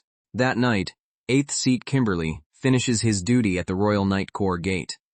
Although he despises bowing to a common merchant, Suleiman's donations and connection to Captain Sykes force Kimberly to treat him with respect. Kimberly knows the Corps is divided. Granada and Kingsley resisted Sykes, while other knights feared that refusing the captain could destroy their status overnight. Rumors even claimed the dissidents had secretly contacted Aramis. Then Kingsley was suddenly found dead, and the message became unmistakable. Anyone who wished to rise within the Royal Night Corps had to obey Sykes, leaving the organization as cold and rigid as a frozen corpse. As Kimberly prepares to retire for the night, the guards halt a solitary young woman approaching the barracks. Her arrival at such a late hour immediately puts them on edge. The visitor stands quietly between their spears, dressed like an ordinary palace messenger. Her composed appearance gives the knights no hint of the nightmare concealed beneath her skin. She claims to carry an urgent request from the royal palace and demands to speak directly with the knight captain. The guards question why a lone girl has come at night, but she insists her orders allow her to tell no one else. The knights suspect the message concerns Astrea or Granada and decide a palace envoy cannot be ignored. Her expression remains so perfectly blank that none of them can read her intentions. Thinking that emotionless face may be exactly why the palace selected her, the guards tell the girl to wait while they seek permission. They turn away without realizing they have already opened the barracks to an assassin. The moment their attention slips, the girl's face splits apart into a grotesque, tooth-filled maw. The disguise peels away, revealing the creature Kurikara warned was no longer truly human. Black, blade-like appendages explode from Man-Eater's body before the guards can react. The courtyard is crossed by lethal arcs, faster than the knights can draw their weapons. Screams erupt as the first soldiers are ripped apart. What began as a routine inspection becomes a massacre within a single heartbeat. The surviving knights stare in horror and shout that the intruder is a monster. Their terror only confirms that Man-Eater's innocent disguise has completely vanished. Standing amid the bloodshed, the creature is revealed as the S-rank assassin Man-Eater. Its human dress and feminine shape are merely a shell wrapped around an impossible predator. Man-Eater sends its limbs sweeping across the courtyard, smashing through stone and pursuing every fleeing knight. The barracks itself becomes a hunting ground, from which ordinary soldiers cannot escape. Blood splashes across the assassin's face as another victim falls. Man-Eater calmly tastes the carnage, displaying more curiosity than emotion while the remaining knights recoil in disgust. A terrified soldier calls it a monster. But Man-Eater says it is not fond of the word, even though it cannot honestly deny the description. Another tendril pierces a knight before he can retreat. With several soldiers still surrounding it, Man-Eater playfully chooses its next victim, as though reciting a children's counting rhyme. The casual game makes the slaughter even more horrifying. The selected knight is crushed before his companion's eyes. Man-Eater dismisses the result as disappointing, while panic spreads through the group and discipline collapses. One desperate soldier launches an attack, but a black appendage intercepts him with overwhelming speed. The impact tears through his defense before his blade can reach the assassin. Man-Eater's limbs lash through multiple knights at once, cutting down men named Hugo and Gil before they can help one another. The courtyard fills with blood and broken bodies. The creature expands into an enormous mass of darkness, spreading countless jaws and tendrils over the terrified soldiers below. The scale of its true body makes the barracks defenders look like prey trapped beneath a beast. Man-Eater complains that killing without resistance is boring and invites the knights to struggle harder. When they curse it, the assassin warns them not to make light of their own profession as warriors. A spear suddenly tears through the darkness with enough force to drive Man-Eater backward. For the first time, one of the defenders produces an attack worthy of its attention. The surviving knights cheer as 5th Seat Zarlink, known as the Rending Spear, enters the courtyard. His arrival restores their courage, and they believe an elite officer has finally come to save them. Zarlink orders everyone to keep their guard up and calls the enemy a creature from another world. Yet Man-Eater rises without shedding a drop of blood from his supposedly fatal surprise attack, proving that even his renowned spear has barely mattered. Zarlink rejects the idea that Man-Eater is supernatural, insisting a glorious royal knight should not fear ghosts or goblins. Convinced her survival must depend on some hidden mechanism, he studies her movements and believes he has found the trick. He launches his spear without warning, aiming to expose the weakness he imagined. Man-Eater twists aside at the final instant, avoiding the weapon rather than allowing it to strike. Zarlink proudly explains that her dodge proves ordinary blades, and spears can affect her after all. The frightened knights regain hope, realizing her apparent invulnerability may simply come from extraordinary speed and evasion. Zarlink orders the entire unit to attack without pause and deny her any opportunity to retaliate. Man-Eater calmly compares them to a flock of sheep trying to defeat a wolf. The knights swarm forward beneath cries of justice, striking from every direction. Man-Eater watches their coordinated assault with an amused smile instead of fear. Hearing them invoke justice, Man-Eater asks whether it was also justice to lure Granada into a trap and abandon a lone woman to die. The accusation exposes that she knows exactly what the Corps has done. As the knights recoil, Man-Eater reveals that she belongs to the Night Dwellers. Zarlink finally understands that this is not a random attack, but retaliation from the assassins they provoked. Zarlink refuses to be intimidated and dismisses her as nothing more than a money-hungry killer. He boasts that the justice of the Royal Knight Corps can never lose to a base assassin, no matter how monstrous she appears. Man-Eater explains that she was never laughing at justice.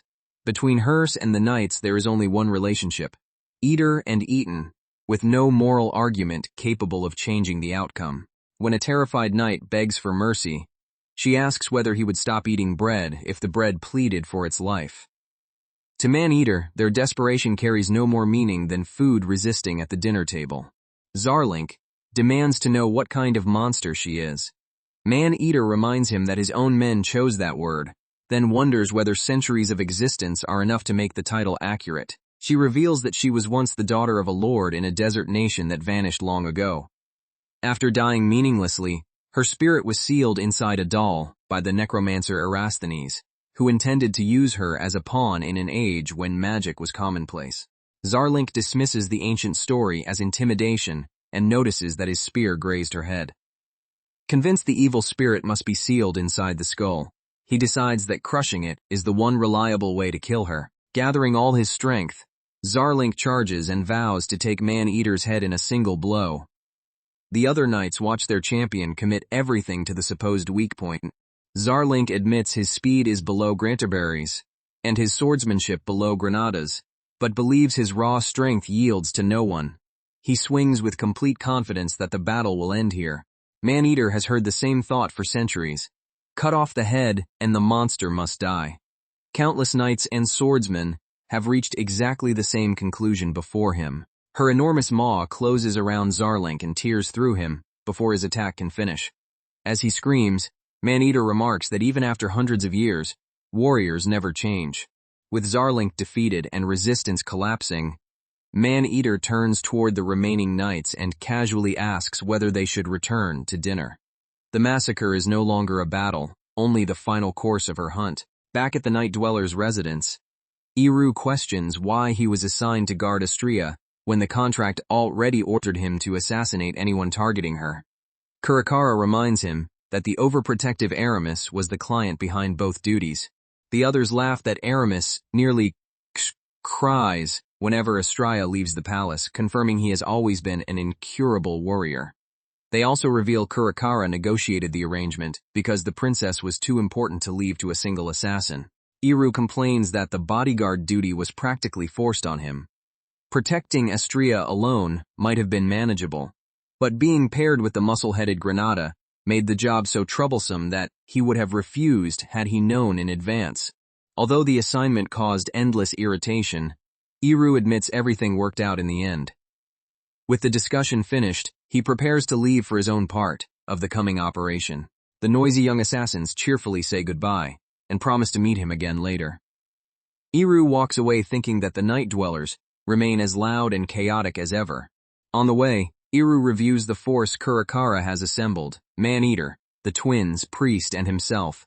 He has worked with Priest on smaller cleanup jobs and knows Kurakara often uses that assassin to eliminate troublesome leftovers. Priest is less openly boisterous than the twins, yet Iru still finds the constant grin and foolishly cheerful behavior irritating. He hopes the assassin will not create additional trouble during an already dangerous mission. At that very moment, Priest crouches over another victim with a blade in hand. Far from the solemn cleric Iru imagines, she looks delighted to begin earning money. The so-called Priest is revealed as a small, energetic C-rank assassin. She promises the children she calls her siblings that their big sister will bring home plenty of money again today. Iru asks whether Kurakara has some special attachment to Priest. Kurakara explains that assassins are formally ranked only SA or B. Because this girl carries no curse, they call her C-rank merely for convenience. That explanation only deepens Iru's question. With countless true assassins available, he cannot understand why the Night Dwellers employ an apparently ordinary girl who lacks any supernatural curse. Kurakara answers by beginning the history of the title, Priest. The current girl is its second bearer. The first was a huge man from the frozen north who publicly served as a priest and cared for abandoned Slent's children in a small slum church. Although caring for children seemed incompatible with an assassin's life, the first priest had his own reasons. When he died on a failed mission 10 years earlier, Kurakara obeyed the Night Dweller's rule against mourning the dead and forced him from her thoughts. Until 2 months later, at a slave trader's mansion, Kurakara encountered a filthy, exhausted child who looked like a stray dog. The girl's pitiful appearance should have meant nothing to an assassin, yet she had come there with an extraordinary purpose. The child recognized Kurakara as an assassin and begged her to listen, despite knowing what kind of place she had entered. Kurakara learned that she was one of the orphans once protected by the deceased priest, making the encounter an unexpected consequence of his failure. After Priest's death, his church had no food, and the children were close to starvation. Kurakara happened to be visiting the slave trader while debating whether to abandon or sell them, worn down by endless contracts and the filthy desires of her clients. No amount of pleading for mercy would normally move Kurakara. Money alone governed her work. Yet the child did not ask to be spared. She declared that she would kill anyone, no matter who, because she desperately needed money. The girl then made her true request. She wanted Kurakara to hire her as an assassin so she could take the dead priest's place. Her trembling body could not hide the determination in her eyes. Kurakara could only call it fearless for a child to enter a slave trader's manor alone and negotiate directly with its master. She still remembers that quiet night 10 years ago, when the howling of stray dogs echoed through the alleys as the girl demanded work. that starving orphan stood before the leader of the Night Dwellers and offered her own life as the price of becoming an assassin. This was the beginning of the second priest. Kurakara bitterly wondered how rotten the world must be when even a small child spoke of nothing but money and asked to be hired as a killer. Still, she decided to test whether the girl's resolve was real. She offered one simple trial and promised employment if the child succeeded. The target was a guard stationed at the northern gate, and Kurakara assumed the girl's own greed would simply lead her to death. The guard was a uniformed thug who demanded bribes, framed anyone unable to pay, and caused an innocent prisoner to die. After hearing the client was the victim's mother, the girl thanked Kurakara repeatedly and ran off to complete the assassination. Kurakara secretly assigned the veteran Old Wolf to follow. If the child fled or died, he would finish both her and the corrupt guard, ensuring the contract was completed without allowing her identity to be exposed. While waiting, Kurakara questioned whether money soaked in blood and desire could possess any value at all. 2 years after inheriting the Night Dwellers from her mother, such doubts had begun piling inside her like stones on a muddy riverbank. By noon the following day, the job should have been finished, but Old Wolf's return was unusually late. Because he normally reported immediately and cared little for money, Kurakara sensed that something unexpected had happened. Old Wolf confirmed that the target was already beyond the line, meaning dead, and that the mission itself had no problem. What delayed him was something entirely separate. He had brought the child back alive, her body covered in wounds so severe that stray dogs followed the scent of her blood. She had survived only through a determination neither assassin expected. The girl collapsed before Kurakara as little more than a torn bundle of blood and rags. Every injury proved how far she had forced her small body to complete the test. Old Wolf swore that he never helped with the killing. He had watched the girl take down the corrupt guard entirely by herself. So Kurakara was now bound by the promise she had made. Barely conscious, the child whispered only one word: money. Even on the edge of death, she remembered the reason she had accepted the impossible task. She reminded Kurakara that the children were waiting and that she had promised they would finally eat until they were full. She could not allow them to die after giving them that hope. The girl begged for payment, saying it would be too cruel to keep the starving children waiting any longer. Her plea was not for her own life, but for the siblings depending on her return. Kurakara wondered whether a child obsessed with money could truly be called cruel when she had destroyed her own body for others. Someone who killed yet still cried that abandoning hungry children was heartless seemed almost impossibly human. Looking into the girl's desperate eyes, Kurakara recognized something she had nearly forgotten, perhaps hope itself. That realization changed the fate of both the child and the Night Dwellers. Like a small bud pushing upward from deep mud, the orphan's selfless resolve broke through Kurakara's world of blood and greed. She chose to let that fragile life grow instead of discarding it. In the present, Priest calculates the month's expenses for Melissa, McQueen, Teddy, Reese, Silas, and all her other siblings. Several birthdays are approaching, and her promise of a whole turkey for each child has created a financial crisis. Even with C-rank assassination work, supporting 21 children leaves no spare money. Their church is a shabby building in the slums, donations are tiny, and every coin must be stretched across food, clothing, and repairs. Priest dreams of sending every sibling to school one day, so she must save regardless of hardship. Hearing rumors that Worst hoards enormous wealth, she even imagines storming Iru's home with the children and demanding generous donations. For now, Priest throws herself cheerfully into another contract. She promises the children that their big sister will work hard and bring home the money they need. Meanwhile, Iru concludes that Suleiman's public scheme is only a mask. The merchant is secretly backed by Ternoir and intends to prolong the war between Mirabel and Goa for profit. With the royal conference poised to formalize his influence, Iru identifies Saikyou as the scheme's essential political weapon. Though captain of the Royal Knight Corps, Saikyou is a commoner beneath many noble subordinates, and his hunger for rank and recognition makes him willing to betray the kingdom for a crown. Suleiman congratulates himself for manipulating Saikyou with ease. By promising an alliance with Ternoir, control over Istria, and eventually the throne, he only had to dangle the right reward before the ambitious warrior. His salt monopoly completes the plan.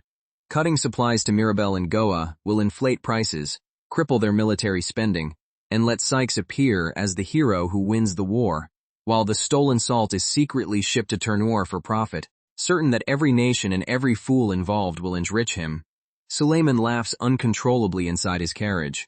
To him, this is exactly the kind of moment for which the phrase "cannot stop laughing" was invented. The carriage abruptly stops. Annoyed, Suleiman asks the driver what is wrong, only to learn that the guards escorting them have mysteriously disappeared. A small figure steps into the empty street carrying a compact crossbow. Suleiman's eyes widen as Priest cheerfully presents herself between him and the road ahead. Before the merchant can understand the danger, Priest unleashes a rapid barrage. Multiple bolts tear through the carriage, and its remaining protection from every angle. Suleiman screams as the attack overwhelms him. The man who planned to profit from thousands of deaths is reduced to a helpless target before an assassin he considered insignificant. Priest checks the fallen merchant and confirms he is completely dead. The C-rank assignment ends so quickly that she finds the result almost disappointing. Although Priest would enjoy stronger opponents, she accepts the low-risk job because 21 younger siblings depend on her return. As she prepares to hurry home before they imagine she has a secret boyfriend, she suddenly senses another presence nearby. Priest immediately dismisses the idea of romance. A scarred nun raising 21 orphans while secretly working as an assassin has no chance of finding a boyfriend. Her joking stops when she realizes something genuinely unusual has happened. The story returns to Kurakara's explanation.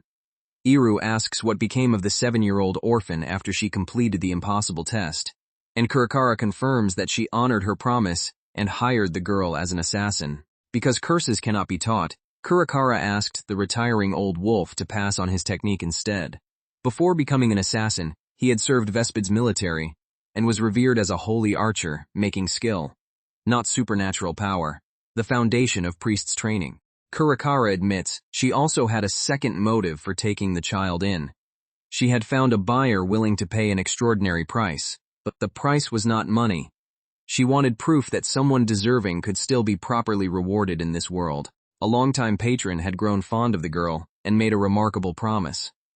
Someday he wished to welcome her not as property or a weapon, but as the wife of his son. Back in the Royal Knight Barracks, Sykes and Belmond hear the growing commotion outside. Belmond privately distrusts Suleiman and suspects the merchant is a Ternoir operative, even while Sykes calmly assumes one of his knights has started another drunken fight. Sykes reveals that he already understands Suleiman's betrayal. The knight-killing assassins were never hired only for Granada, but Sykes willingly uses every available tool, because exploiting others is how he climbed from the streets to his current position. A terrified soldier bursts into the room and reports that a maid-like monster is attacking the garden. Sykes orders Dixon to compose himself and explain exactly what happened. Dixon says, "Fifth Seat Zarlink is currently fighting the creature, which does not resemble any ordinary enemy." The report leaves Sykes wondering whether Aramis has launched a private assault, though sending a single maid would make no sense. Sykes orders Dixon and Belmond to investigate. Dixon refuses to return after seeing the monster slaughter elite knights, but Belmond silences the protest and forces him to move. Belmond drags the sobbing lower-ranked knight through the corridor, mocking his cowardice and already thinking about replacing him. Yet the deeper they go, the barracks becomes unnaturally quiet.